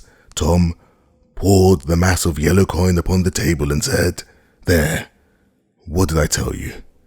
Half of it is Huck's, and half of it's mine. The spectacle took the general breath away. All gazed, nobody spoke for a moment. Then there was a unanimous call for an explanation. Tom said he could furnish it, and he did. The tale was long, but brimful of interest. There was scarcely an interruption from anyone to break the charm of its flow. When he had finished, Mr. Jones said, I thought I had fixed up a little surprise for this occasion, but it don't amount to anything now. This one makes it sing. Mighty small. I'm willing to allow. The money was counted. The sum amounted to a little over $12,000. It was more than anyone present had ever seen at one time before, though several persons were there who were worth considerably more than that in the property. Chapter 35. The reader may rest satisfied that Tom's and Huck's windfall made a mighty stir in the poor little village of St. Petersburg. So vast a sum, all in actual cash, seemed next to incredible. It was talked about, gloated over, glorified until the reason of many of the citizens tottered under the strain of the unhealthy excitement. Every haunted house in St. Petersburg and the neighboring villages was dissected, plank by plank, and its foundations dug up and ransacked for hidden treasure, and not by boys, but men, pretty grave, unromantic men too, some of them. Wherever Tom and Huck appeared, they were courted, admired, stared at. The boys were not able to remember that their remarks had possessed weights before, but now their sayings were treasured and repeated. Everything they did seemed somehow to be regarded as remarkable.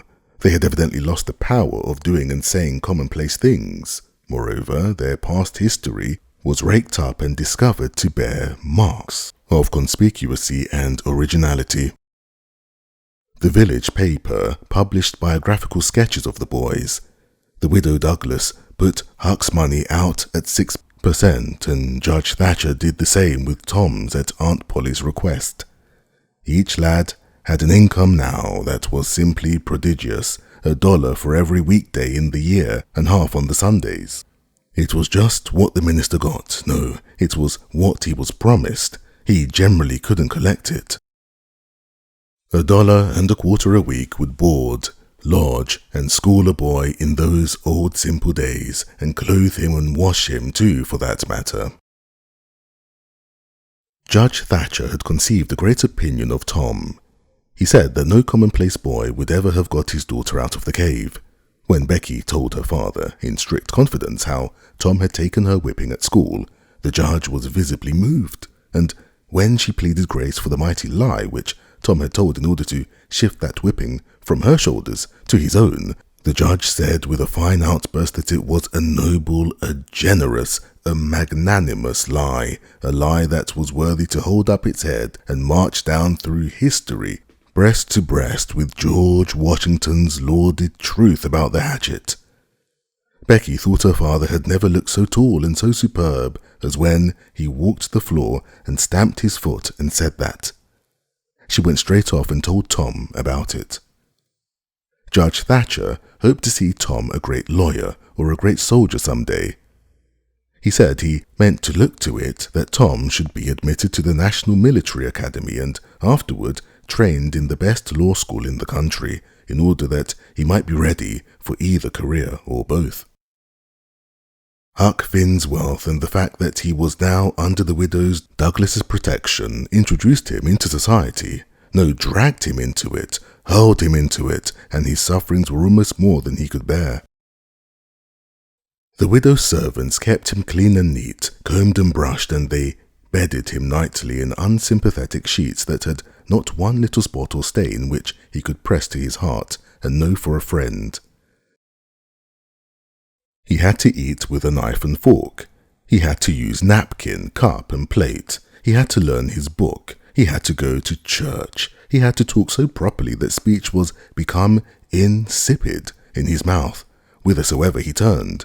The bars and shackles of civilization shut him in and bound him hand and foot. He bravely bore his miseries 3 weeks, and then one day turned up missing. For 48 hours the widow hunted for him everywhere in great distress. The public were profoundly concerned. They searched high and low. They dragged the river for his body. Early the third morning, Tom Sawyer wisely went poking among some old empty hogsheds down behind the abandoned slaughterhouse, and in one of them he found the refugee. Huck had slept there. He had just breakfasted upon some stolen odds and ends of food and was lying off now in comfort with his pipe. He was unkempt, uncombed, and clad in the same old ruin of rags that had made him picturesque in the days when he was free and happy. Tom rooted him out, told him the trouble he had been causing, and urged him to go home. Huck's face lost its tranquil content and took a melancholy cast. He said, "Don't talk about it, Tom. I've tried it, and it don't work. It don't work, Tom. It ain't for me. I ain't used to it. The widow's good to me and friendly, but I can't stand them ways. She makes me get up just at the same time every morning. She makes me wash. They comb me all to thunder. She won't let me sleep in the woodshed. I got to wear them blamed clothes that just smothers me, Tom. They don't seem to let any air get through them, somehow, and they're so rottenly nice that I can't set down, nor lay down, nor roll around anywheres. I hadn't slid on a cellar door for, well, it appears to be years. I got to go to church and sweat and sweat. I hate them ornery sermons. I can't catch a fly in there. I can't chew. I got to wear shoes all Sunday.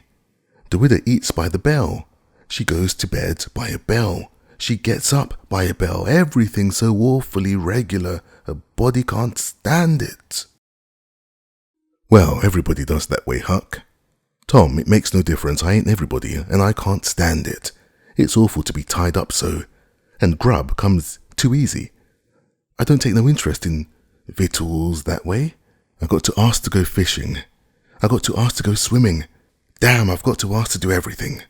Well, I'd got to talk so nice it wasn't no comfort.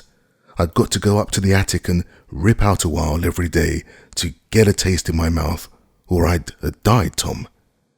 The widow wouldn't let me smoke. She wouldn't let me yell. She wouldn't let me gape, nor stretch, nor scratch before folks.